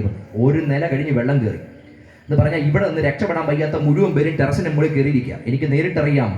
ഒരു കവറിനകത്ത് 1000-ന്റെയും 500-ന്റെയും നോട്ട് കച്ചായം നന്നായിട്ട് സൂക്ഷിച്ച് പിടിച്ചിട്ടുണ്ട്. പക്ഷെ രക്ഷിച്ചവരോട് പറഞ്ഞ എൻ്റെ പൊന്നു മോനെ കഴിച്ചിട്ട് 3 ദിവസമായിരുന്നു. കയ്യിലുണ്ട് ഗാന്ധിയുടെ ആ നോട്ട് കയ്യിലിരിപ്പുണ്ട്. പക്ഷേ കഴിച്ചിട്ട് 3 ദിവസമായി. എത്രയോ യാഥാർത്ഥ്യങ്ങൾ. മുകളിൽ ഉണക്കാൻ വെച്ചിരുന്ന ആ തേങ്ങ അതിനകത്തുനിന്ന് പിളർത്തിയെടുത്ത് അത് കഴിച്ച് 3 ദിവസം അതിനകത്ത് താമസിച്ച വ്യക്തികളെ അറിയാം. അങ്ങനെ എത്രയെത്ര സംഭവങ്ങൾ. മിക്കവരും അവരുടെ റൂഫിന്റെ മുകളിലായിരുന്നു അവർ പലരും. 1-ാം നിലയുടെ മുകളിലായിരുന്നു പലരും. ഇവർ തമ്മിൽ പരസ്പരം, ഞാൻ എപ്പോഴും രസകരമായിട്ട് പറയാറുണ്ട്, അടുത്തടുത്ത വീട്ടുകാർ തമ്മിൽ കണ്ടത് ആ 3 ദിവസമാണ്. കാരണം ഇവർ 2 കൂട്ടർ ഈ ടെറസിന്റെ മുകളിലുണ്ട്. 2 പേർക്ക് രക്ഷ ആവശ്യമാണ്. അപ്പുറത്തെ വീട്ടിൽ അച്ഛനും അവന്റെ മുകളിൽ നിപ്പുണ്ട്, വീട്ടുകാരൻ നിപ്പുണ്ട്. ഇപ്പുറത്തെ വീട്ടിൽ അച്ഛനും നിപ്പുണ്ട്, വീട്ടുകാരൻ നിപ്പുണ്ട്. 2 പേരും പരസ്പരം നോക്കി നിപ്പുണ്ട്. പക്ഷെ 2 പേരും അങ്ങോട്ടും ഇങ്ങോട്ടും രക്ഷിക്കാൻ പറഞ്ഞില്ല. 2 പേരും രക്ഷിക്കാൻ പറഞ്ഞില്ല. കാരണം 2 പേർക്ക് നീന്തൽ അറിയത്തില്ല, 2 കൂട്ടർക്കും അറിയത്തില്ല. ഏറ്റവും കുടക്കില്ല ഇത് പറഞ്ഞു കഴിഞ്ഞാൽ 2 പേരും പെട്ടു നിൽക്കുക. ഇവരെ 2 പേരും പരസ്പരം രക്ഷിക്കാൻ പറഞ്ഞാൽ 2 പേർക്കും കഴിയത്തില്ല. 2 പേരും രക്ഷകനെ നോക്കി നിൽക്കുക. 2 പേരും രക്ഷിക്കാൻ ആരെങ്കിലും വരുമോ എന്ന് നോക്കി നിൽക്കുക. എന്നാൽ ആ നാട്ടിൽ ഇറങ്ങി വന്ന് മനുഷ്യത്തെ രക്ഷിച്ച ഒരു കൂട്ടം ആൾക്കാരുണ്ട്. അങ്ങ് കൊല്ലത്തു നിന്നും തിരുവനന്തപുരത്തുമൊക്കെ മത്സ്യബന്ധന ബോട്ടുകൾ എടുത്തുകൊണ്ട് ഞങ്ങളുടെ ആ നാട്ടിൽ വന്നിട്ട് അവിടെ കുടുങ്ങിക്കിടന്നവരെ രക്ഷിച്ച മത്സ്യബന്ധന തൊഴിലാളികൾ. എപ്പോഴും അവരെ പറ്റി ഓർക്കുമ്പോൾ ഹൃദയത്തിൽ നിന്ന് വലിയ സല്യൂട്ട് അവർക്ക് കൊടുക്കാറുണ്ട്. അവരാ നാട്ടിൽ വന്ന് ബോട്ടുമായിട്ട് ആ നാട്ടിൽ വന്നു. ശരിക്കും അവർ പടവെട്ടിയത്, ഇതിനു മുൻപ് പടവെട്ടിയത് പ്രളയജലത്തോടല്ല, സമുദ്രത്തിലെ അടിച്ചുയരുന്ന ജലത്തോട് പടവെട്ടിയവരായതുകൊണ്ട് പ്രളയജലം അവർക്കൊരു പുത്തരിയല്ല. അതുകൊണ്ട് അവരുടെ ബോട്ടുമായിട്ട് അവിടെ വന്നു. കുടുങ്ങിക്കിടന്നവർ മുഴുവൻ അതിനകത്ത് വലിച്ചു കയറ്റി. ഇവർ ദൂരേന്ന് വരുന്നത് കണ്ടപ്പോഴേ ഈ 2 പേരും കൈകൊട്ടി വിളിച്ചു. 3 ദിവസം ഇവർ തമ്മിൽ കണ്ടിട്ട് രക്ഷിക്കാമോ എന്ന് ചോദിച്ചില്ല. കാരണം ഇവർക്ക് 2 പേർക്കും തമ്മിൽ രക്ഷിക്കാൻ കഴിയത്തില്ല. എന്നാൽ അവർ വരുന്നത് കണ്ടപ്പോൾ 2 പേരും കൈകൊട്ടി വിളിച്ചിട്ട് പറഞ്ഞു, ഞങ്ങളെ രക്ഷിക്കണം. എന്നാ കാരണം എന്നറിയുമോ? ആ വരുന്നവർക്ക് രക്ഷിക്കാൻ കഴിയും. ഇന്ന് രാത്രി രക്ഷിക്കാൻ കഴിയാതെ തുല്യ ദുഃഖിതനായി എവിടെയെങ്കിലും ഒക്കെ പെട്ടു നിൽക്കുന്ന ആരെങ്കിലും ഒക്കെ കരം നീട്ടിയാൽ രക്ഷിക്കാൻ കഴിയത്തില്ല. ഇന്ന് രാത്രി രക്ഷിക്കാൻ കഴിയുന്ന ഒരു ഉന്നതമായ വാതയാനം ഈ ദേശത്തിന് മുമ്പ് ഞങ്ങൾ ഒരിക്കലൂടെ തുറന്നിടുക. അത് മറ്റാരുമല്ല, മാനവകുലത്തെ രക്ഷിക്കേണ്ടതിന് ഇറങ്ങി വന്ന് നസ്രയനായ യേശു ക്രിസ്തുവിനെ രക്ഷിക്കാൻ കഴിയുമെന്ന് ആന്തരിക ബോധ്യത്തോടെ ഇന്ന് രാത്രി വിളിക്കാൻ തയ്യാറായാൽ യേശു ക്രിസ്തുവിനെ രക്ഷിക്കാൻ കഴിയും. ആ മനുഷ്യനുണ്ടായ തിരിച്ചറിവ് അവിടുന്ന് മനസ്സിലായി, ഈ വ്യക്തിക്ക് രക്ഷിക്കാൻ കഴിയും. ഞാൻ ഇതുവരെ കണ്ടവരെ പോലെയല്ല, ഇതുവരെ കേട്ടവരെ പോലെയല്ല. ഈ മനുഷ്യൻ ശരിക്കും അവിടെ കിടക്കുന്നതിന്റെ പിൻപിലെ ചരിത്രമൊക്കെ പറയുന്നത് രാഷ്ട്രീയ സ്വാതന്ത്ര്യത്തിന് വേണ്ടിയൊക്കെ ആ ആയുധമെടുത്ത് പടപൊരുതിയതിന്റെ പേരിലാണ് ഈ മനുഷ്യനെ തൂക്കാൻ വിധിക്കുന്നത്. അല്ലെങ്കിൽ അതുപോലെ തന്നെ അവിടെ നടന്ന കലാപപ്രവർത്തനങ്ങൾ നടത്തിയതിന്റെ പേരിലാണ് ഈ മനുഷ്യനെ ഇവിടെ തൂക്കിക്കൊള്ളുന്നത് എന്ന് പറഞ്ഞ ആർക്കെങ്കിലുമൊക്കെ വേണ്ടി രാജ്യത്തെ രക്ഷിക്കാൻ ആയുധവുമായി ഇറങ്ങി പുറപ്പെട്ടവൻ അവസാനം ജീവിതം അവസാനിച്ച് കിടക്കുക. ആർക്കെങ്കിലും വേണ്ടി, അത് ജാതിയാകട്ടെ, മതമാകട്ടെ, രാഷ്ട്രീയമാകട്ടെ, ആരുടെയും ഒക്കെ വാക്കിൽ കെട്ട് വടിവാളും കൊടുവാളും ഒക്കെ എടുത്ത് നടക്കുമ്പോൾ ഏറ്റവും അവസാനം ജീവിതം തന്നെ തകർത്തെറിയപ്പെട്ട് ഏതെങ്കിലുമൊക്കെ ഇടത്ത് കിടക്കുമെന്ന് തിരിച്ചറിഞ്ഞ് അങ്ങനെ ആയിരുന്നാലും അതിനകത്തൊന്നും രക്ഷിക്കാൻ കഴിയുന്ന ഒരുവനെയാ ഇന്ന് രാത്രി ഞാൻ വിളിച്ചു പറയുന്നത്. അത് നസ്രായനായ യേശു ക്രിസ്തുവിന്റെ നാമമാ. എത്ര അധപ്പതനമാണ് താങ്കൾ പാപങ്ങളുടെ ആഴമെങ്കിൽ ആ സകല അധപ്പതനത്തിനകത്തു നിന്ന് ഇന്ന് രാത്രി പിടിച്ചു കയറ്റുവാൻ കഴിയുന്ന ഒരുവനുണ്ട്. അത് യേശു മാത്രമാണെന്ന് ഈ രാത്രി അകത്ത് ബോധ്യമുള്ളവർ, അനുഭവിച്ചിട്ടുള്ളവർ, എന്റെ അവസ്ഥക്കകത്തു നിന്ന് ആ ക്രിസ്തു എന്നെ പിടിച്ചു കയറ്റിയെന്ന് ആന്തരിക ബോധ്യമുള്ളവർ ഇന്ന് രാത്രി ഇതിനകത്ത് ഇരിപ്പുണ്ടെങ്കിൽ അവർ ദൈവത്തിന് നന്ദി കൊടുത്തിട്ട് പറ, എന്റെ ജീവിതത്തെ പിടിച്ചു കയറ്റിയത്, രക്ഷിച്ചത് യേശുവിന്റെ നാമമാണ്. രക്ഷിക്കാൻ കഴിയുന്ന ക്രിസ്തു. ഈ മനുഷ്യന്റെ തിരിച്ചറിവിന്റെ മൂന്നാമത്തെ ഭാഗം അവിടത്തേക്ക് രക്ഷിക്കാൻ കഴിയുമെന്നുള്ളതാണ്. ഒന്ന്, അവനവനെ തിരിച്ചറിഞ്ഞു. രണ്ട്, യേശുവിനെ തിരിച്ചറിഞ്ഞു. മൂന്ന്, ആ യേശുവിനെ രക്ഷിക്കാൻ കഴിയുമെന്ന് തിരിച്ചറിഞ്ഞു. ഇത് തിരിച്ചറിഞ്ഞപ്പം ഒറ്റ നിമിഷം പോലും പിന്നെ അവൻ ആദരമടക്കി ഇരുന്നില്ല. അന്നേരം വിളിച്ച വിളിയാ, കർത്താവേ നീ രാജ്യത്വം പ്രാപിച്ചു വരുമ്പോ എന്നെയും കൂടെ ഓർത്തുകൊള്ളു. ഈ മനുഷ്യൻ വിളിച്ച വിളി എന്നെ ഭയങ്കര അമ്പരപ്പിച്ച വിളിയാണ്. രാജാവാണ്, യു ആർ എ കിങ്, നീ രാജാവാണ്. നീ രാജ്യത്വം പ്രാപിച്ചു വരുമ്പോ എന്നെയും കൂടെ ഓർക്കണം. യേശുവിനെ നോക്കിയിട്ട് വിളിക്കാം, നീ രാജാവാണ്.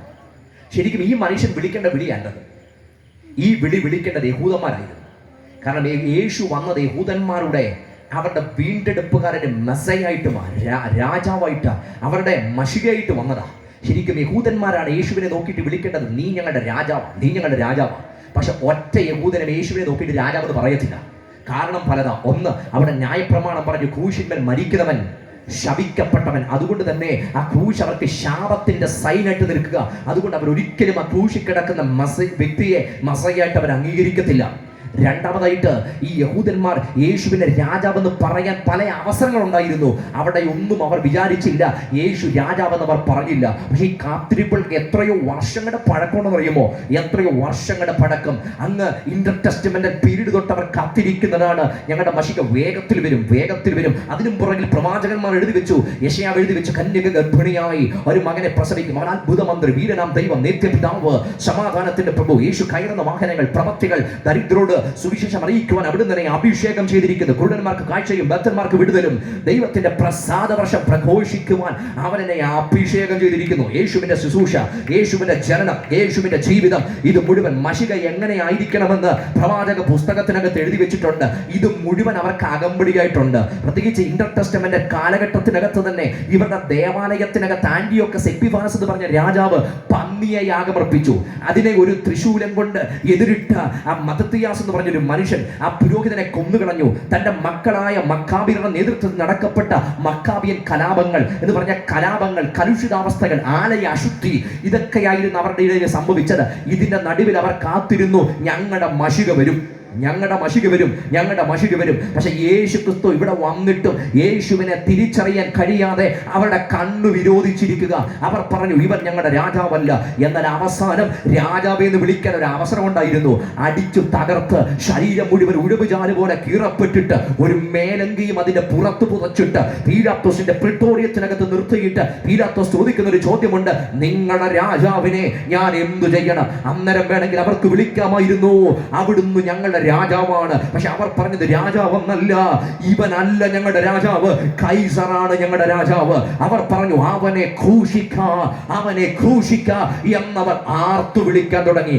രാജാവ് എന്ന് വിളിക്കേണ്ടവർ പറഞ്ഞു, അവിടുന്ന് രാജാവല്ല. വഴി പോകുന്നവർ അവനെ കൈയടിച്ചു പരിഹസിച്ചു. അവരും പറഞ്ഞ അവൻ രാജാവല്ല. വൈജ്ഞാനിക ലോകം പറഞ്ഞവൻ രാജാവല്ല. ശക്തിയുടെ പ്രതിഭാസങ്ങൾ പറഞ്ഞ അവൻ രാജാവല്ല. കൂടെ നിൽക്കുന്ന 12 പേരെ നിഴല് പോലെ കൊണ്ടു നടന്നു. ഒരുത്തനാണ് ഒറ്റിക്കൊടുത്തത്, മറ്റൊരുത്തനാണ് തള്ളിപ്പറഞ്ഞത്. ബാക്കിയുള്ള 10 പേരും പറഞ്ഞില്ല അവിടുന്ന് രാജാവെന്ന്, ആരും പറഞ്ഞില്ല രാജാവെന്ന്. എന്നാൽ അതിന്റെ നടുവിലാണ് യാതൊരു യോഗ്യതയോ ഒരായുസിന്റെ തകർച്ചയും പേര് ജീവിക്കുന്നവൻ വായി തുറന്ന് വിളിക്കുന്നൊരു വിളിയ, കർത്താവേ നീ രാജ്യത്വം പ്രാപിച്ചു വരുമ്പോ എന്നെയും കൂടെ ഓർക്കണമെന്ന്. കാലമെന്ത് പറയുന്നെന്നല്ല, ചരിത്രമെന്ത് പറയുന്നെന്നല്ല, എന്ത് അയോഗ്യത താങ്കൾക്കുണ്ടെന്നല്ല, മറിച്ച് ഞാൻ അവൻ വിളിച്ചതിനെ ഇപ്രകാരം പറയാറുണ്ട്. ഇതിനൊക്കെ അപ്പുറത്തേക്ക് അവന്റെ പുറത്തു വീണ് ദൈവത്തിന്റെ കൃപ അതത്ര വലുതായിരുന്നു. ദൈവത്തിന്റെ കൃപ അതത്ര വലുതായിരുന്നു. ലോകത്തിൽ ആർക്കും പറയാൻ കഴിയാത്ത, ആ സമൂഹത്തിനൊന്നും പറയാൻ കഴിയാത്ത രാജാവ് എന്ന വിളി അവർക്ക് വായി തുറന്ന് വിളിക്കാൻ അവന് കഴിഞ്ഞെങ്കിൽ അവന്റെ പുറത്ത് സ്വർഗ്ഗം വിട്ടിരുന്ന ദൈവ കൃപയുടെ പുതപ്പ് അത്ര വലുതാണെന്ന് ഇന്ന് രാത്രി തിരിച്ചറിയുന്നെങ്കിൽ, എത്ര ആധമമായ അവസ്ഥയിൽ തകർന്നിറഞ്ഞ വ്യക്തിയാണെങ്കിൽ ഇന്ന് രാത്രി അവിടെ നിന്ന് പുറത്തു വരുത്താൻ കഴിയുന്ന ലോകത്തിൽ ഒരു കരുത്തുറ്റ നാമത്തെ ഇന്ന് രാത്രി ഞാൻ അഭിമാനത്തോടെ ഉയർത്തി പറയുന്നു. അത് യേശുവിന്റെ നാമമാ. ഏത് തകർച്ചക്കകത്തു നിന്ന്, ഏത് അടിമത്തത്തിനകത്തു നിന്നും ഇന്ന് രാത്രി പുറത്തു കൊണ്ടുവരാൻ കഴിയുന്ന അധികാരമുള്ള യേശുവിന്റെ നാമത്തിന്റെ ശക്തി ഈ രാത്രി തിരിച്ചറിയ യേശുവിന് വിടുവിക്കാൻ കഴിയും. ആ മനുഷ്യൻ വിളിച്ചു പറഞ്ഞു, അവിടുന്ന് രാജാവാ. അപ്പൊ പറയും, അവിടെ മോളിൽ തന്നെ എഴുതി വെച്ചിട്ടുണ്ടല്ലോ, ഇവിടെ മോളിൽ തന്നെ എഴുതി വെച്ചിട്ടുണ്ടല്ലോ, ഈസു നാസറായൻ എന്ന് പറഞ്ഞതിന്റെ മോളിൽ എഴുതി വെച്ചിട്ടുണ്ടല്ലോ. ഇത് കണ്ടോണ്ടായിരിക്കും അവൻ എന്ത് പറഞ്ഞത്, രാജാവ് എന്ന് പറഞ്ഞത്. പക്ഷെ അവൻ മാത്രമല്ലല്ലോ ഇത് കണ്ടത്. ഈ മുകളിൽ എഴുതി വെച്ച എടുത്ത INRI. ഈ കഴിഞ്ഞ ആഴ്ചകളിലൊക്കെ ഞാൻ ബേക്കറി കയറിയപ്പോൾ അവിടെ വട്ടയപ്പം ഇരിക്കുന്നുണ്ട്. വട്ടയപ്പത്തിന്റെ നെഞ്ചത്ത് എഴുതി വെച്ചിട്ടുണ്ട് INRI.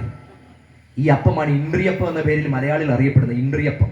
ഈ ഇൻട്രിയപ്പത്തിന്റെ ഫുൾ ഫോമാണ് ഞാൻ ഈ പറഞ്ഞത്, INRI. അന്ന് യേശുവിന്റെ ആ ക്രൂശിന്റെ മുകളിൽ എഴുതി വെച്ച ഈ INRI ആണെന്ന് വട്ടയപ്പത്തിന്റെ പുറത്ത് എഴുതി വെച്ചിട്ട് നസ്രാണ സമൂഹം അതിനെ ഇൻട്രിയപ്പം എന്ന പേരിൽ അറിയപ്പെടുന്നത്. അത് ഈ INRI നസ്രയനായ യേശു യഹൂദന്മാരുടെ രാജാവെന്ന് തലയ്ക്ക് മുകളിൽ എഴുതി വെച്ചതാ.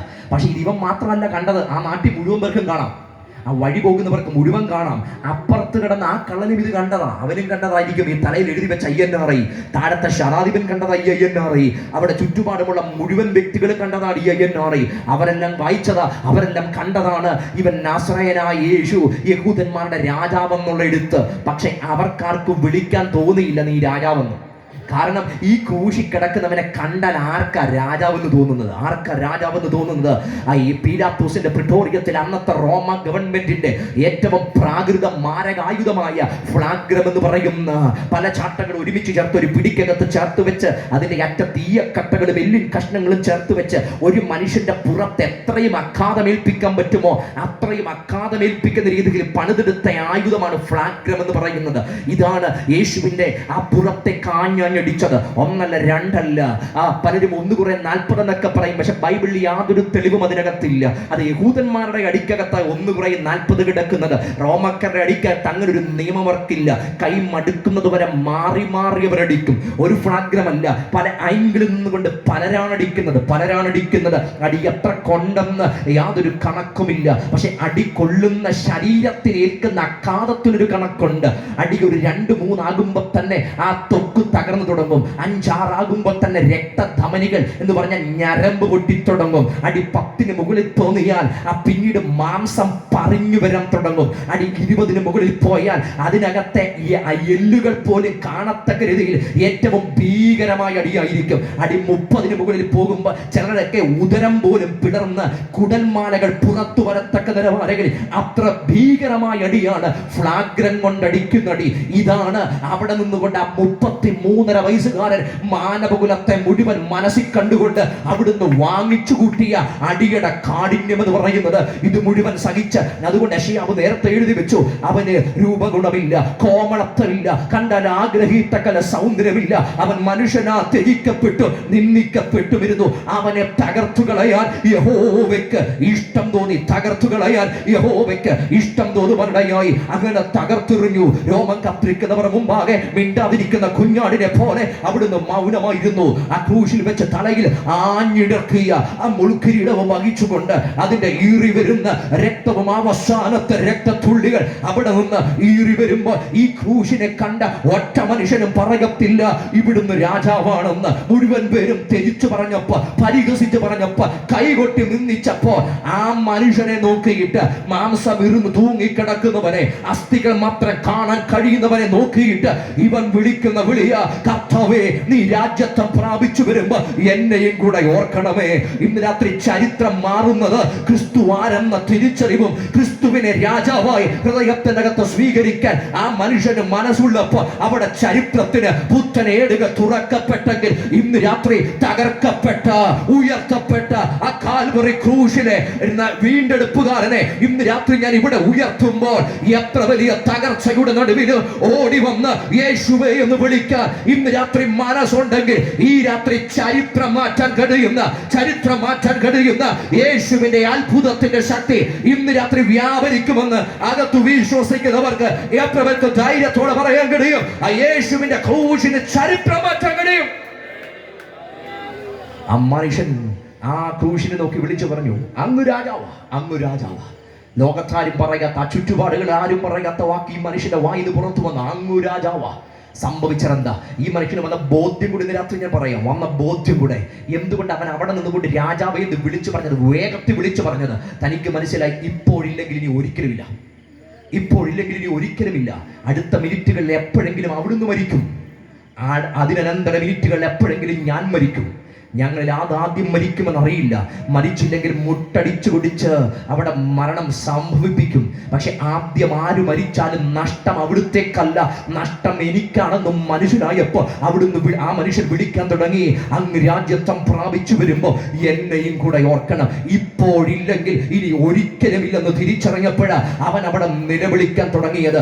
ഈ ദേശത്ത് ഇതുപോലുള്ള സന്ദേശങ്ങൾ ഒന്നല്ല, അനവധി നിരവധി ദേശത്ത് പറഞ്ഞിട്ടുണ്ട്. പക്ഷെ ഒരുപക്ഷെ താങ്കളുടെ ജീവിതത്തിൽ ദൈവം ഒരുക്കിയ ഒരവസാനത്തെ അവസരമായി മരണമെന്ന മാധ്യമത്തിലൂടെ കഠിന യാഥാർത്ഥ്യങ്ങൾ ജീവിതത്തിലേക്ക് വരുന്നതിന് മുമ്പ് ഏറ്റവും ഒടുവിൽ ദൈവം ഒരുക്കിയ ഒരവസാനത്തെ അവസരമാണ് ഇന്ന് രാത്രി ഇവിടെ ഒരുക്കുന്നതെങ്കിൽ ഇവിടെ നിന്നുകൊണ്ട് പറ, ഇവിടെ നിന്നുകൊണ്ട് ഈ ക്രൂശിന്റെ ചുവട്ടിൽ വന്നിട്ട് അവിടുത്തെ നോക്കി രക്ഷിതാവേ എന്ന് വിളിക്കാൻ കഴിഞ്ഞാൽ ഇന്ന് രാത്രി പാപത്തിന്റെ കനത്ത ഭാണ്ഡങ്ങളെ തങ്ങളുടെ ഹൃദയത്തിൽ നിന്ന് ഇറക്കി മാറ്റി അവിടുത്തെ ചങ്കിൽ നിന്ന് പാഞ്ഞൊഴുകിയ പുണ്യാക രക്തത്താൽ ഇന്ന് രാത്രി വിമോചനം നൽകി താങ്കൾക്ക് പുത്തൻ ജന്മമാക്കി തീർക്കാൻ കഴിയുന്ന ഒരുവരെ ഇന്ന് രാത്രി ഞാൻ ഉയർത്തി പറയുന്നു, അതത്രേ നസ്രയനായ യേശു. ജീവിതത്തിന്റെ പുതിയ ചരിത്രങ്ങൾ എഴുതാൻ ക്രിസ്തുവിന് കഴിയും. ഞാൻ ആ ഭാഗത്തേക്ക് ഏറ്റവും ഗൗരവമായി ഇന്ന് രാത്രി വരിക. യേശു കൊടുത്ത മറുപടി എന്താ? ഇന്ന് നീ എന്നോടുകൂടെ പറുദീസയിലിരിക്കും, ഇന്ന് നീ എന്നോടുകൂടെ പറുദീസയിലിരിക്കും. ശരിക്കും ചരിത്രം മാറ്റുന്നൊരു പ്രയോഗമാണ്. ഈ മനുഷ്യൻ ആഗ്രഹിച്ചത് എപ്പോഴെങ്കിലും രക്ഷപ്പെടണമെന്നാണ്. അവന്റെ തിയോളജിക്കൊക്കെ മിസ്റ്റേക്ക് അവൻ വിചാരിച്ചത് എപ്പോഴെങ്കിലും ഈ മനുഷ്യൻ, കാരണം തലയ്ക്ക് മുകളിൽ എഴുതി വെച്ചത് കണ്ടതാണെങ്കിൽ പോലും എപ്പോഴെങ്കിലും നീ രാജാവാകുമെന്ന. പക്ഷെ ക്രിസ്തുവിന്റെ മറുപടി എപ്പോഴെങ്കിലും നിന്നെ വിടുവിക്കാവുന്നല്ല, ഇന്ന് നീ എന്നോട് കൂടെ പറുദീസയിലിരിക്കും. ഇന്ന് രാത്രി ഞാൻ ഇവിടെ വിളംബരം ചെയ്യുന്ന സുവിശേഷത്തിന്റെ അതോറിറ്റി ഞാൻ പറയാം. നാളെ നിങ്ങളെ രക്ഷിക്കുമെന്നല്ല ഞാൻ പ്രസംഗിക്കുന്നത്. വിശ്വസിക്കാമെങ്കിൽ ഇന്ന് രാത്രി രക്ഷിക്കുന്ന യേശുവിന്റെ കരമുണ്ട്. അതെത്ര മാരകമായ വിഷയമാണെങ്കിലും, എത്ര മാരകമായ അവസ്ഥയാണെങ്കിലും അതിന് മണിക്കൂറുകൾ വേണ്ട, അതിന് മാസങ്ങൾ വേണ്ട, മറിച്ച് സെക്കൻഡിന്റെ ഒരു അംശത്തിനകത്ത് ഇന്ന് രാത്രി അത്ഭുതകരമായി ചരിത്രം മാറ്റാൻ കഴിയുന്ന യേശുവിന്റെ അത്ഭുതകരമുണ്ട്. 38 വർഷത്തെ ആതമമായ അവസ്ഥയ്ക്ക് അറുതി കുറിക്കാൻ 38 സെക്കൻഡ് വേണ്ടി വന്നില്ല. അവിടുത്തെ വായിന്ന് പുറപ്പെട്ട ഒറ്റ വാക്ക് പറഞ്ഞു തീരുന്നതിന് മുമ്പ് ആ മരണ കിടക്കയിൽ 38 വർഷത്തെ ശാപ കിടക്കയിൽ കിടന്നവൻ എഴുന്നേറ്റ് നിൽക്കാൻ കഴിഞ്ഞെങ്കിൽ 18 വർഷത്തെ കൂനിയായിരുന്ന സ്ത്രീക്ക് അവിടെ സൗഖ്യമാകുവാൻ കേവലം ഒരു സെക്കൻഡ് തികയ്ക്ക് വേണ്ടി വന്നില്ലെങ്കിൽ യേശുവിന്റെ ഒരൊറ്റ വാക്കിന് സ്ഫോടനാത്മകമായ ശക്തിയുണ്ടെങ്കിൽ ഇന്ന് രാത്രി ഞാൻ ഇവിടെ ഉയർത്തി പറയുന്ന യേശു ക്രിസ്തുവിന്റെ ക്രൂശിന്റെ വചനത്തിന് അത്ഭുതകരമായ ശക്തിയുണ്ട്. എത്ര വലിയ വ്യഥയിലൂടെ ഇന്ന് രാത്രി കടന്നു പോകുന്നെങ്കിൽ നാളെയല്ല, വിശ്വസിച്ച് ഇന്ന് രാത്രി രക്ഷകന്റെ പാദപീഠത്തിൽ നിലവിളിക്കാൻ തയ്യാറായാൽ ഒറ്റ വാക്കുകൊണ്ട് ചരിത്രം മാറ്റാൻ കഴിയുന്ന യേശുവിന്റെ അത്ഭുതത്തിന്റെ കരം ഇന്ന് രാത്രി ഇതിനകത്ത് വ്യാപരിക്കുക. നാളെയല്ല, ഇന്ന് രാത്രി ചരിത്രം മാറ്റാൻ കഴിയുന്ന യേശുവിന്റെ കരം ഈ ഗ്രൗണ്ടിനകത്ത് ചലിക്കുന്നത് അകത്ത് അനുഭവിക്കുന്ന ദൈവമക്കൾ ഈ രാത്രി കർത്താവിന് മഹത്വം കൊടുത്തിട്ട് വര. ചരിത്രം മാറ്റാൻ കഴിയുന്ന യേശു. എന്നെ കേൾക്കുന്ന പ്രിയ സഹോദരങ്ങളെ, നിങ്ങളിത് പോകുന്നത് ഏത് സാഹചര്യമാകട്ടെ, ഏത് പശ്ചാത്തലമാകട്ടെ, ദേശത്തെ ഞാൻ അഭിസംബോധന ചെയ്തുകൊണ്ട് പറയുന്നു, എന്റെ യേശുവിന് അതിന് പരിവർത്തനം വരുത്താൻ 2 ദിവസത്തിന്റെ ആവശ്യമില്ല. ഇന്ന് രാത്രി നിമിഷം തന്നെ മാറ്റാൻ ക്രിസ്തുവിന് കഴിയും. ഈ നിമിഷം കൊണ്ട് പരിവർത്തനം വരുത്താൻ ക്രിസ്തുവിന് കഴിയും.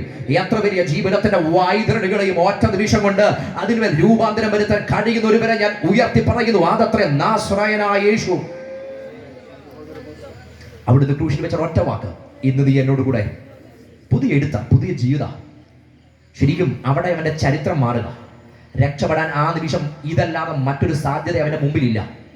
മരണത്തിന്റെ വക്കിൽ നിന്നും പുതുജീവൻ തുറക്കാൻ കഴിയുന്നവനാണ് യേശു. ഒരു പലതി ചേർന്ന് ഒരു പെൺകുട്ടിയെ കല്ലെറിഞ്ഞു കൊല്ലാൻ ക്രിസ്തുവിന്റെ പാദപീഠത്തിൽ അവിടെ എറിഞ്ഞു നിർത്തിയപ്പോൾ അവളെ എറിയുവാൻ കല്ലോങ്ങി നടുവിൽ അവിടുന്ന് നിലത്തിരുന്ന് എഴുതി എന്തെന്ന് ചോദിക്കൽ എനിക്കും അറിയില്ല. പക്ഷെ എഴുതിയെന്ന് മാത്രം ബൈബിൾ പറയുന്നുണ്ട്. ഈ എഴുതിയതിനപ്പുറത്തേക്ക് ഒറ്റയാളും അവിടെ കണ്ടില്ല. കർത്താവ് ചോദിച്ചു, അവരാരും നിന്നെ കുറ്റം വിധിച്ചില്ലേ? ഞാനും നിന്നെ കുറ്റം വിധിക്കുന്നില്ല. പോക, ഇനി പാപം ചെയ്യരുത്. ശരിക്കും അവിടെ നടന്നത് ഒറ്റ വാക്കുകൊണ്ട് ഒരു ചരിത്ര ഡിക്ലറേഷൻ നടന്നത്. ഇവിടെ കൊണ്ട് നിന്റെ ജീവിതത്തിന്റെ പുതിയ ഏട് തുറക്കുക. ഇവിടെ കൊണ്ട് നിന്റെ ജീവിതത്തിന്റെ പുതിയ ഏട് തുറക്കുക. എൻ്റെ മുമ്പിലല്ലായിരുന്നെങ്കിൽ ഇന്ന് ഈ രാത്രി തീരുന്നതിന് മുൻപ്, ഈ സന്ധ്യ വരുന്നതിന് മുമ്പ് നിന്റെ ശവം വീണേനെ. ഈ കല്ല് നിന്റെ തല ഭേദിച്ചേനെ. ഈ കല്ല് നിന്റെ നെഞ്ചകം തകർത്തേനെ. എന്നാൽ എൻ്റെ പാദപീഠത്തിൽ വന്നതുകൊണ്ട് നിന്റെ ചരിത്രം മാറി പുത്തനേട് തുറക്കപ്പെടുക. ഇന്ന് രാത്രി മരണം മുമ്പിൽ നിൽക്കുന്ന ചിലതിന് മുമ്പിൽ യേശു ക്രിസ്തുവിന്റെ അധികാരമുള്ള ശക്തിയാൽ പുത്തനേടുകൾ തുറക്കപ്പെടാൻ ഇന്ന് രാത്രി ഞാൻ ഉയർത്തുന്ന നസ്രായന്റെ നാമത്തിന് കഴിയുമെന്ന് ഇന്ന് രാത്രി വിശ്വസിക്കുന്നവർ, മരണം പേറി നിൽക്കുന്ന ചിലതിനകത്ത് പുത്തനേടുകളെ തുറക്കാൻ, അസ്തമനത്തിന്റെ അവസ്ഥക്കകത്ത് നിൽക്കുന്നവർ, ഇരുട്ടിന്റെ മൂടപ്പുകൾ ബാധിച്ചു നിൽക്കുന്നതിനകത്ത്, അധാർമിക കോട്ടകളുടെ നടുവിൽ പുത്തൻ ചരിത്രം രചിക്കാൻ കഴിയുന്ന നസ്രായന്റെ നാമത്തെ ഇന്ന് രാത്രി പറയുമ്പോൾ ജീവിതം മാറാൻ ആഗ്രഹമുള്ളവർ ഇന്ന് രാത്രി ആ മുൻപിൽ, അവിടുത്തെ മുമ്പിൽ ആലറി കരഞ്ഞുകൊണ്ട് പറ, യേശുവേ, എന്റെ ചരിത്രത്തിന്റെ ഒരു പുത്തനേടുകൾ. ചരിത്രം മാറ്റാൻ കഴിയുന്ന ക്രിസ്തു ഒരൊറ്റ വാക്കുകൊണ്ട് മരണം മുമ്പിൽ നിൽക്കുന്ന ഒരു പെൺകുട്ടിയുടെ ചരിത്രത്തിന്റെ പുത്തൻ ജീവൻ തരാൻ കഴിയും. അവൾ എത്ര കാലം അതിനപ്പുറത്ത് ജീവിച്ചെന്ന് എനിക്ക് അറിയത്തില്ല. പക്ഷേ ആ പ്രായത്തിൽ അവൾ തീരേണ്ടവളാണ്. പക്ഷെ അന്ന് മാറിയത് അവളുടെ ചരിത്രമാണ്. അന്ന് മാറിയത് ചരിത്രമാണ്. ദേശം മുഴുവൻ അവൾക്കെതിരെ കല്ലൂങ്ങി നിന്നവരുടെ മുമ്പിൽ മാന്യതയോടെ അതിനപ്പുറത്തൊരു കാലഘട്ടം ജീവിക്കാൻ അവളെ പ്രേരിപ്പിച്ചത് നസ്രായന്റെ മുമ്പിൽ വന്നതാണ്. ഞങ്ങളുടെ സാക്ഷ്യം പറയാം, ഇവിടൊക്കെ ഞങ്ങൾ ഇരിക്കുന്നതിന്റെ പിൻപിലെ കാര്യം, നാടും നാട്ടുകാരും ഒക്കെ പലപ്പോഴും കല്ലോങ്ങി നിന്നതിന്റെ മുമ്പിൽ ഞങ്ങളുടെ ചരിത്രം മാറ്റിയത് നസ്രായനായ യേശുവാ. ഏതെങ്കിലുമൊക്കെ രാഷ്ട്രീയത്തിനും മതത്തിനും വേണ്ടി അംഗം വെട്ടി നടന്നിരുന്നെങ്കിൽ ഈ കവലകളിൽ ഏതെങ്കിലും ഒന്ന് ഞങ്ങൾക്ക് വേണ്ടി സ്മാരകം ഉയർന്നിട്ട് ആ സ്മാരകത്തിന് മുമ്പിൽ ജയ് വിളിക്കാൻ അണികൾ എല്ലാ വർഷവും കണ്ടേനെ. എന്നാൽ ആരുടെയെങ്കിലൊക്കെ കപ്പിമുനമ്പിൽ തീർന്നു പോകേണ്ട ജീവിതങ്ങളെ അവിടെ നിന്ന് മാറ്റിമറിച്ച് ഇന്ന് അഭിമാനത്തോടെ ഇവിടെ നിൽക്കാൻ ഞങ്ങളുടെ അകത്ത് മാറ്റം വരുത്തിയത് യേശുവിന്റെ മുമ്പിൽ ഞങ്ങൾ വന്നതാണെങ്കിൽ ഇന്ന് രാത്രി ഒട്ടും മടിയില്ല, ഒട്ടും അപമാനമില്ല. ഇന്ന് രാത്രി ഞങ്ങൾ ഉയർത്തി പറയുന്നു, രക്ഷിക്കാൻ കഴിയുന്ന ജീവിതത്തെ മാറ്റിമറിക്കാൻ കഴിയുന്ന യേശുവിന്റെ നാമം. അതുകൊണ്ട് ഈ വേദികളിൽ ഒരു കാലത്ത് തെരുവുകളിൽ പ്രകമ്പനം സൃഷ്ടിച്ച ഏറ്റവും ക്രിസ്തു വിപ്ലവത്തിന്റെ പ്രഭാഷണം നടത്തിയ തിരുവെട്ടാർ കൃഷ്ണൻകുട്ടി, അദ്ദേഹം ഒരിക്കൽ പറഞ്ഞൊരു ഭാഗമുണ്ട്. താൻ വിശ്വസിച്ച വിപ്ലവ പാർട്ടികൾക്ക് വേണ്ടി ഒരു കാലത്ത് ത്യാഗം നടന്ന കാലഘട്ടത്തിൽ താൻ വിളിച്ചൊരു മുദ്രാവാക്യമുണ്ട്: ഉയർത്തിപ്പിടിച്ചു കൈകൾ, കുത്തിയിറക്കി പേന, ഒലിച്ചു വന്ന് ചോര, ചെഞ്ചോര. ആ ചോരയിൽ മുക്കി ഞാൻ എഴുതും, ജീവിക്കുന്നെങ്കിൽ മാക്സിന് വേണ്ടി, മരിക്കുന്നെങ്കിൽ മാക്സിന് വേണ്ടി. കാലം പിന്നിട്ടപ്പോൾ ആന്തരികമായി വന്ന കുറെ ശൂന്യതകൾ, ഇത് പരിവർത്തനം വരുത്താൻ രാഷ്ട്രീയത്തിനോ നേടിയെടുത്ത അറിവുകൾക്കോ വായിച്ച പുസ്തകങ്ങൾക്കോ താൻ അന്വേഷിച്ച് പരതിയ ഇടങ്ങൾക്കോ ഒന്നും കഴിയാതെ ഇരുന്നപ്പം ഈ സത്യവേദ പുസ്തകത്തിന്റെ താളുകൾ തന്റെ കയ്യിൽ വന്ന് ആ വേദപുസ്തകത്തിന്റെ സന്ദേശം തന്റെ ഹൃദയത്തെ സ്വാധീനിച്ച് ക്രിസ്തു എന്ന വ്യക്തിപ്രഭാവം തന്നെ കീഴടക്കിക്കളഞ്ഞു. വെറുതെയല്ല, തന്റെ ദേഹത്തെയും ദേഹിയും ആത്മാവിനെയും അപ്പാട കീഴടക്കിയ ക്രിസ്തു എന്ന വിപ്ലവകാരിയെ പറ്റി ആന്തരിക ബോധ്യം വന്നപ്പോ അന്ന് ആ മനുഷ്യൻ പഴയ മുദ്രാവാക്യം ഒന്ന് കടമെടുത്തിട്ട് വിളിച്ചു പറഞ്ഞത് ഇപ്രകാരമാ: ഉയർത്തിപ്പിടിച്ചു കൈകൾ, കുത്തിയിറക്കി പേന, ഒലിച്ചു വന്നു ചോര, ചെഞ്ചോര. അതിൽ മുക്കി ഞാൻ എഴുതി, ജീവിക്കുന്നെങ്കിൽ ക്രിസ്തുവിന് വേണ്ടി, മരിക്കുന്നെങ്കിൽ ക്രിസ്തുവിന് വേണ്ടി. ഇവിടെ യന്ത്രക്ക വിപ്ലവങ്ങൾ നടത്തിയാലും, സായുധ മുറകൾ നടത്തിയാലും, കുറുവടിയുടെ വിപ്ലവം നടത്തിയാലും, കണ്ട നാളത്തിൽ ശബ്ദമുള്ള കാലത്തോളം ഞങ്ങൾ വിളിച്ചു പറയും: ജീവിക്കുന്നെങ്കിൽ ക്രിസ്തുവിന് വേണ്ടി. അതിന്റെ പിന്നിൽ മരിക്കേണ്ടി വന്നാലും ഈ ജീവിതം ക്രിസ്തുവിന് വേണ്ടിയുള്ളതാണ്. കാരണം ജീവിതത്തെ പരിവർത്തനം വരുത്തി പുത്തനേടുകൾ ഞങ്ങളുടെ ജീവിതത്തിനകത്ത് തുറന്നു തന്നത് നാസറയനായ യേശുവിന്റെ നാമമാണ്. യേശുവിന്റെ മുമ്പിൽ വന്ന് ചരിത്രം മാറി. ഈ ക്രൂശിക്കിടന്ന മനുഷ്യന്റെ ചരിത്രം മാറിയത് യേശുവിന്റെ മുമ്പിൽ ആ മനുഷ്യൻ വായി തുറന്നപ്പോൾ അവിടെ അവന്റെ ചരിത്രം മാറി. ഞാൻ വേഗത്തിൽ ആ ഭാഗം കൺക്ലൂഡ് ചെയ്യുമ്പോൾ ഇന്ന് രാത്രി നിങ്ങളോട് ഒരു ഗൗരവമായി എന്ന് പറയാൻ താല്പര്യപ്പെടുന്നു. നാം ഇന്ന് രാത്രി ഇവിടെ ഇരിക്കുന്നത് നമ്മുടെ ചരിത്രങ്ങൾ മാറിയത് കൊണ്ടാണ്. എങ്ങനെ ചരിത്രം മാറിയെന്നറിയോ? എങ്ങനെ ചരിത്രം മാറിയത്? ഇന്നലകളിൽ ആരായിരുന്നു നമ്മൾ തിരിച്ചറിയുമ്പോൾ നമ്മുടെ ചരിത്രം മാറിയതിന്റെ ഗൗരവത നമുക്ക് മനസ്സിലാകുന്നത്. നമ്മുടെ ഇന്നലകളുടെ ചരിത്രത്തിനകത്ത് മുമ്പേ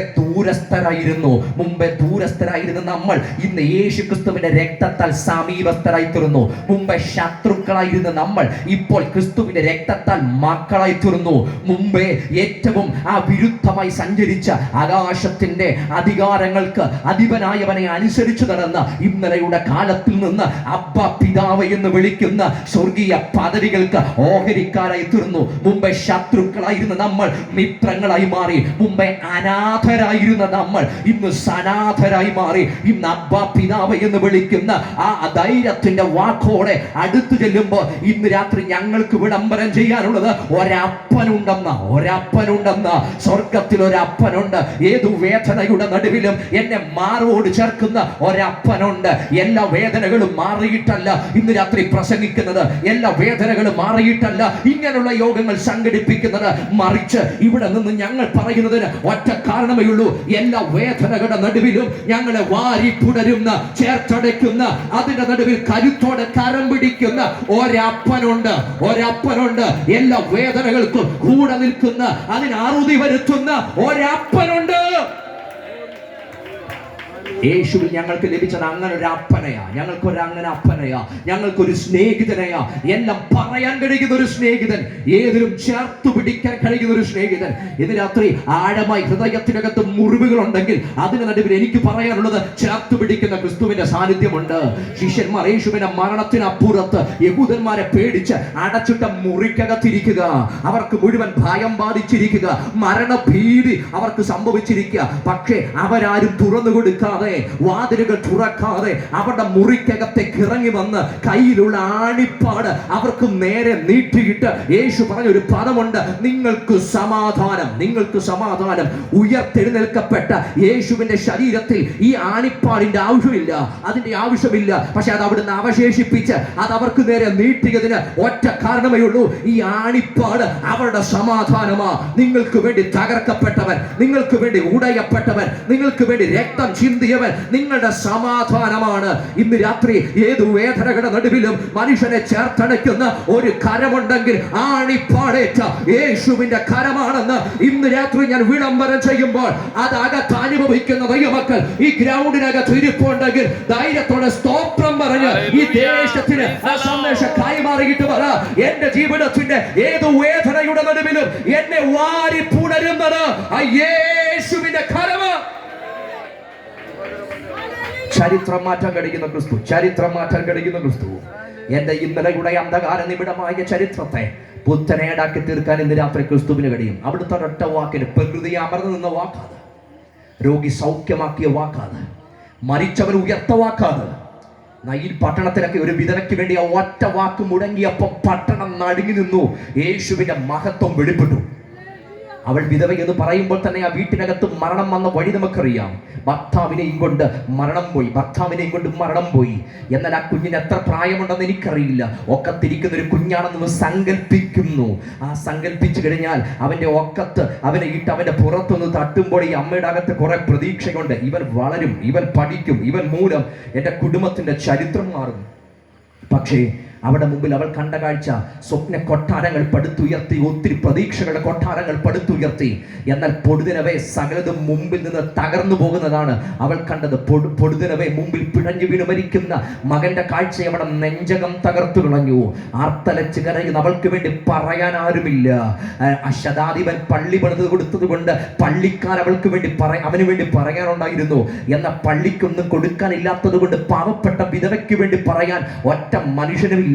പാവപ്പെട്ടവർക്ക് വേണ്ടി, പാർശ്വവൽക്കരിക്കപ്പെട്ടവർക്ക് വേണ്ടി, ആ സമൂഹത്തിനകത്ത് അകറ്റി നിർത്തപ്പെട്ടവർക്ക് വേണ്ടി പറയാൻ ആരുമില്ല. എന്നാൽ അവസാനം ആ കുഞ്ഞിന്റെ മൂർധാവിൽ ഒരു ഉമ്മയും കൊടുത്ത് അവനെ ആ മഞ്ചത്തിന്റെ പുറത്ത് വെച്ചുകൊണ്ട് പട്ടണത്തിന്റെ വെളിയിലേക്ക് കൊണ്ടുപോയി. അവസാനത്തെ സംസ്കാരം നടത്താൻ നിൽക്കുമ്പം പട്ടണത്തിന്റെ ഒത്ത നടുവിലെത്തിയപ്പോ ഒരു യാത്രയാ പട്ടണത്തിനകത്തേക്ക് വരുന്നുണ്ട്. വിലാപത്തിന്റെ യാത്ര പട്ടണത്തിന്റെ വെളിയിൽ പോകുമ്പോ വിടുതൽ പ്രാപിച്ചവർ സ്തോത്രം ചൊല്ലിയ ഒരു യാത്ര പട്ടണത്തിനകത്തേക്ക് വരിക. വിലാപയാത്രയും ഘോഷയാത്രയും തമ്മിൽ കൂട്ടിമുട്ടുക. പുറത്തു പോകുന്നത് മരണമാ, എന്നാൽ അകത്തു വരുന്നത് ജീവനാ. ജീവനുമായി മരണം അവിടെ ഒന്ന് കൂട്ടിമുട്ടി. പുറത്തു പോകുന്നത് അമ്മയുടെ ഏകജാതന, മരിച്ചു മഞ്ചത്തിൽ കിടക്കുന്ന അമ്മയുടെ ഏകജാതൻ, ഏക പ്രതീക്ഷയായവൻ, കുടുംബം കരുപിടിക്കുമെന്ന് ചിന്തിച്ചവൻ, മരിച്ചു മഞ്ചത്തിൽ കിടക്കുക എന്ന പട്ടണത്തിനകത്തേക്ക് വന്നവൻ ദൈവത്തിന്റെ ഏകജാതന. രണ്ട് ഏകജാതന്മാർ തമ്മിൽ അവിടെ ഒന്ന് കൂട്ടിമുട്ടി. അമ്മയുടെ ഏകജാതൻ മരിച്ച ഏകജാതൻ, എന്ന ജീവൻ കൊടുക്കാൻ അധികാരമുള്ള, മരണത്തിന്മേൽ അധികാരമുള്ള ദൈവത്തിന്റെ ഏകജാതനുമായി മരിച്ച ഏകജാതൻ കൂട്ടിമുട്ടിയപ്പോ ഒരൊറ്റ വാക്കു മാത്രമേ അവിടെ മുടങ്ങിയുള്ളൂ. യൗവനക്കാര എഴുന്നേൽക്ക എന്ന ഒറ്റ വാക്കുകൊണ്ട് മരിച്ച ഏകജാതൻ, ജീവനുള്ള ജീവൻ കൊടുക്കാൻ കഴിയുന്ന ഏകജാതന്റെ അത്ഭുതകരമായ വാക്കിനകത്ത് എഴുന്നേറ്റ് നിന്ന് ചരിത്രം മാറ്റാൻ കഴിഞ്ഞെങ്കിൽ ഇന്ന് രാത്രി ഞാൻ ഇവിടെ പ്രസംഗിക്കുന്നത് ചരിത്രം മാറ്റാൻ കഴിയുന്ന, ജീവിതത്തിന്റെ ഏത് വേദനയ്ക്കകത്ത് ഇറങ്ങി വന്ന് ഒറ്റ വാക്കുകൊണ്ട് ചരിത്രം തിരുത്താൻ കഴിയുന്ന യേശുവിന്റെ നാമമെന്ന് അകത്ത് വിശ്വസിക്കുന്നവർ ഇന്ന് രാത്രി ഇതിനകത്ത് ഇരിപ്പുണ്ടെങ്കിൽ എന്റെ ചരിത്രം മാറണമെന്ന്, എന്റെ ചരിത്രം മാറണമെന്ന്, ജീവിതത്തിന്മേൽ ചില പുതിയ ദൈവത്തിന്റെ എഴുത്തുകൾ ഇന്ന് രാത്രി എഴുതണമെന്ന് അകത്ത് ആഗ്രഹിക്കുന്നവർ ആ തരം തുറന്ന് നിലവിളിച്ചു തുടങ്ങട്ടെ. ഇന്ന് രാത്രി ചരിത്രം മാറുന്ന രാത്രിയാ. ആ ക്രൂശിന്റെ സാധ്യതകൾ ഒരു പരിധിയുമില്ലാതെ ഇന്ന് രാത്രി ഞാൻ ഇവിടെ വിളിച്ചു പറയുക. ഒരു പരിധിയുമില്ലാതെ ഇന്ന് രാത്രി ആ ക്രൂശിന്റെ ശക്തി വ്യാപരിക്കുന്നതാ. ആ ക്രൂശിന്റെ ശക്തിയുടെ വ്യാപ്തി ഞാൻ പറയാം. ജാതിയേത്, മതമേത്, വർണ്ണമേത്, വർഗമേത്, ഇതൊന്നും വിഷയമല്ല. രോഗമേത്, ഭാരമേത്, സാമ്പത്തിക പ്രതിസന്ധി ഏത്, മാനുഷിക ബുദ്ധിമുട്ടുകളേത്, ഇതൊന്നും വിഷയമല്ല. മറിച്ച് ആ കാൽവറിയുടെ ശക്തി ഒരു പരിധിയുമില്ലാതെ ചലിക്കുന്ന ശക്തിയാണെങ്കിൽ ഇന്ന് രാത്രി ആ നസ്രയനായ യേശു ക്രിസ്തുവിന്റെ ക്രൂശിന്റെ ശക്തി ഞാൻ ഇവിടെ വിളംബരം ചെയ്യുമ്പോൾ വാഴ്ചകളെ, അധികാരങ്ങളെ, ആയുധവർഗം വെപ്പിച്ച് ക്രൂശിൽ അവരമേ ജയോത്സവം കൊണ്ടാടിയതാണ് യേശുവിന്റെ ജയമെങ്കിൽ ഇന്ന് രാത്രി ആ ജയത്തിന്റെ വ്യാപ്തി ഇവിടെ പറന്നു കിടക്കുക. വിശ്വസിക്കുന്ന ഏത് ഹൃദയങ്ങളിലും ഇന്ന് രാത്രി വിടുതൽ സംഭവിക്കുക. വിശ്വസിക്കുന്ന ജീവിതങ്ങളുമേ ആ പരിവർത്തനം സംഭവിക്കുക. അത് ഏത് പ്രതിസന്ധികളുടെ നടുവിലും ഇന്ന് രാത്രി അത്ഭുതകരമായി ഇടപെടാൻ കഴിയുന്ന യേശുവിന്റെ കരം ഈ ദേശത്തിന്മേൽ വ്യാപരിക്കുക. ഹൃദയം തകർന്ന ഒരു വ്യക്തിയാണോ? ജീവിതം ഉടഞ്ഞു പോയ ഒരു വ്യക്തിയാണോ? ആത്മഹത്യയെ പറ്റി ചിന്തിക്കുന്ന ഒരു വ്യക്തിയാണോ? സമാധാനമില്ലാത്ത ഒരു വ്യക്തിയാണോ? കുടുംബത്തിനകത്ത് ഒരു സ്വസ്ഥതയുമില്ലയോ? മാരക രോഗങ്ങൾ തങ്ങളെ ബാധിച്ചിരിക്കുന്നു. ഇന്ന് രാത്രി ഇതിനെല്ലാത്തിനും ഒരൊറ്റ നാമമേ ഞങ്ങൾക്ക് പറയാനുള്ളൂ. അത് യേശുവിന്റെ നാമമാ. വിടുവിക്കാൻ കഴിയുന്ന, ഉദ്ധരിക്കാൻ കഴിയുന്ന, പരിവർത്തനം വരുത്താൻ കഴിയുന്ന നസ്രായനായ യേശുവിന്റെ നാമത്തിന്റെ ശക്തി ഇന്ന് രാത്രി വ്യാപരിക്കാൻ വിശ്വസിക്കുന്നവർ ഇന്ന് രാത്രി ഒരുമിച്ച് പ്രാർത്ഥിച്ചു തുടങ്ങട്ടെ. നിങ്ങളുടെ മേൽ ആ ജീവന്റെ ശക്തിയുടെ വ്യാപാരം, ആ കരുത്തുറ്റ കാരങ്ങളുടെ വ്യാപാരം, അത്ഭുതകരമായി തോറ്റു വിടുവിക്കാൻ കഴിയുന്ന യേശുവിന്റെ ശക്തിയുടെ വ്യാപാരം ഇന്ന് രാത്രി സംഭവിക്കുക. ദേശമേ, യേശു നിങ്ങളെ വിളിക്കുക. പാപത്തെ വിട്ടെറിഞ്ഞ്, അടിമത്വങ്ങളെ വിട്ടെറിഞ്ഞ്, ഓ ജീവിതത്തിന്റെ തകർച്ചകളെ വിട്ടെറിഞ്ഞ് വിടുവിക്കാൻ കഴിയുന്ന നസ്രായൻ ഇന്ന് രാത്രി നിങ്ങളെ വിളിക്കുക. അവിടുന്ന് പുറപ്പെടുവിക്കും, അവിടുന്ന് വിടുവിക്കും. മരണത്തിന്റെ കരങ്ങളെ അറുത്തുമാറ്റി ഇന്ന് രാത്രി രക്ഷിക്കാൻ കഴിയുന്ന യേശുവിൻ നാമം. എല്ലാ ഹൃദയങ്ങളും ഇന്ന് രാത്രി സമർപ്പിക്കപ്പെടട്ടെ. അത്ഭുതകരമായ ദൈവത്തിന്റെ ഇടപെടലുകൾ ഇന്ന് രാത്രി ഇതിനകത്ത് സംഭവിക്കുക. ശരീരങ്ങൾ ആ ചരിത്രം മാറ്റുന്ന യേശുവിന്റെ അത്ഭുതകരത്തിന്റെ സ്പർശനങ്ങൾ അറിയുക. ജീവിതത്തിന്റെ ചില കനത്ത കൂരിരുട്ടിന്റെ അവസ്ഥകൾ ഇന്ന് രാത്രി സ്വർഗം മാറ്റുകയാണ്. ജീവിതത്തിന്റെ ദൈവം മഹത്വം വെളിപ്പെടുകയാണ്.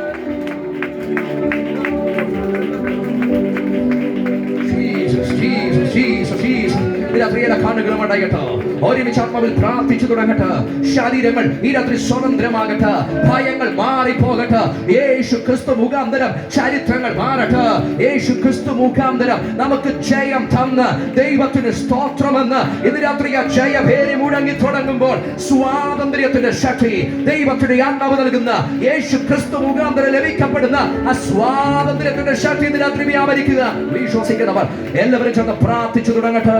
ഇന്ന് രാത്രി അസാധാരണമായ ഒരു ദൈവത്തിന്റെ ഇടപെടൽ രാത്രിയാകട്ടെ. പരിശുദ്ധാത്മാവിന്റെ കരസ്പർശനത്തിന്റെ നിമിഷങ്ങളായി മാറട്ടെ. അത്ഭുതകരമായ ദൈവിക സൗഖ്യങ്ങൾ ഇന്ന് രാത്രി സംഭവിക്കട്ടെ. പാവരോഗത്തിനകത്തു നിന്ന്, ശവശക്തികൾക്കകത്തു നിന്ന്, ഇരുട്ടിനകത്തു നിന്ന്, അടിമത്തങ്ങൾക്കകത്തു നിന്ന്, ആസക്തികൾക്കകത്തു നിന്ന് യേശുവിൻ നാമത്താൽ ഇന്ന് രാത്രി വിടുതലുകൾ സംഭവിക്കട്ടെ. ഒരുമിച്ച് പ്രാർത്ഥിക്കട്ടെ. Hallelujah, hallelujah, hallelujah. Hallelujah, hallelujah. പരിശുദ്ധാത്മാവ് ഇന്ന് രാത്രി ഈ ഗ്രൗണ്ടിനകത്ത് ശക്തമായി വ്യാപരിക്കുന്നു, ശക്തമായി വ്യാപരിക്കുന്ന ദേശത്തിന്മേൽ ഇന്ന് രാത്രി ജനം ഒന്നിച്ച് പ്രാർത്ഥിക്കുമ്പോൾ ചില കൂരിട്ടുകൾ മാറുക, കൂരിട്ടുകൾ മാറുക. ഇരുട്ടിൽ നിന്ന് വെളിച്ചം പ്രകാശിക്കണമെന്ന് അരുളി ചെയ്ത യേശു ക്രിസ്തുവിന്റെ മുഖ തേജസ് പ്രകാശിക്കാതിരിക്കാൻ ഇരുട്ടടച്ചു വെച്ചിരിക്കുന്ന ഹൃദയങ്ങൾ ഇന്ന് രാത്രി വചനത്തിന്റെ അധികാരത്താൽ തുറക്കപ്പെടുക, വചനത്തിന്റെ അധികാരത്താൽ തുറക്കപ്പെടുക. ചില ഹൃദയങ്ങളിൽ സമാധാനത്തിന്റെ പൂരരികൾ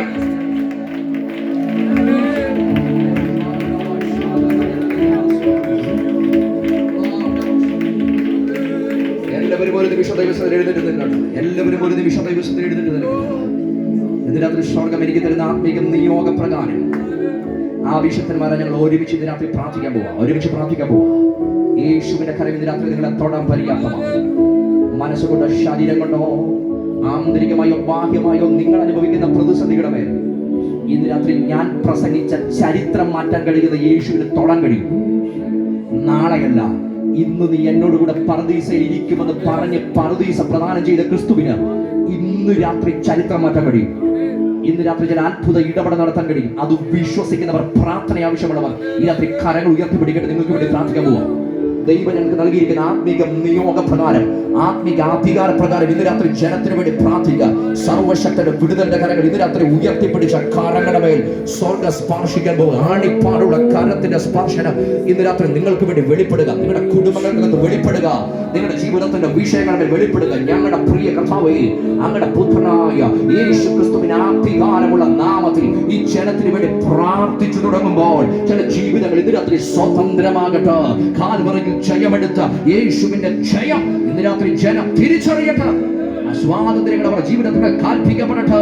അവരുടെ ജീവിതത്തിലെ ഇരുളുകൾ മാറട്ടെ, അസ്വസ്ഥതകൾ മാറട്ടെ, അസമാധാനങ്ങൾ മാറട്ടെ, നിരാശകൾ മാറട്ടെ.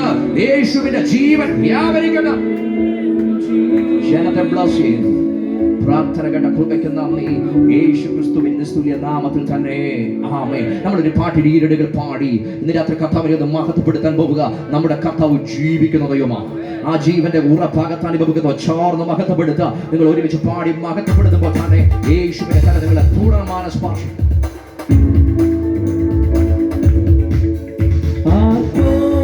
നിന്നെ ഘോഷിക്കും ഈ സിയോൻ യാത്രയിൽ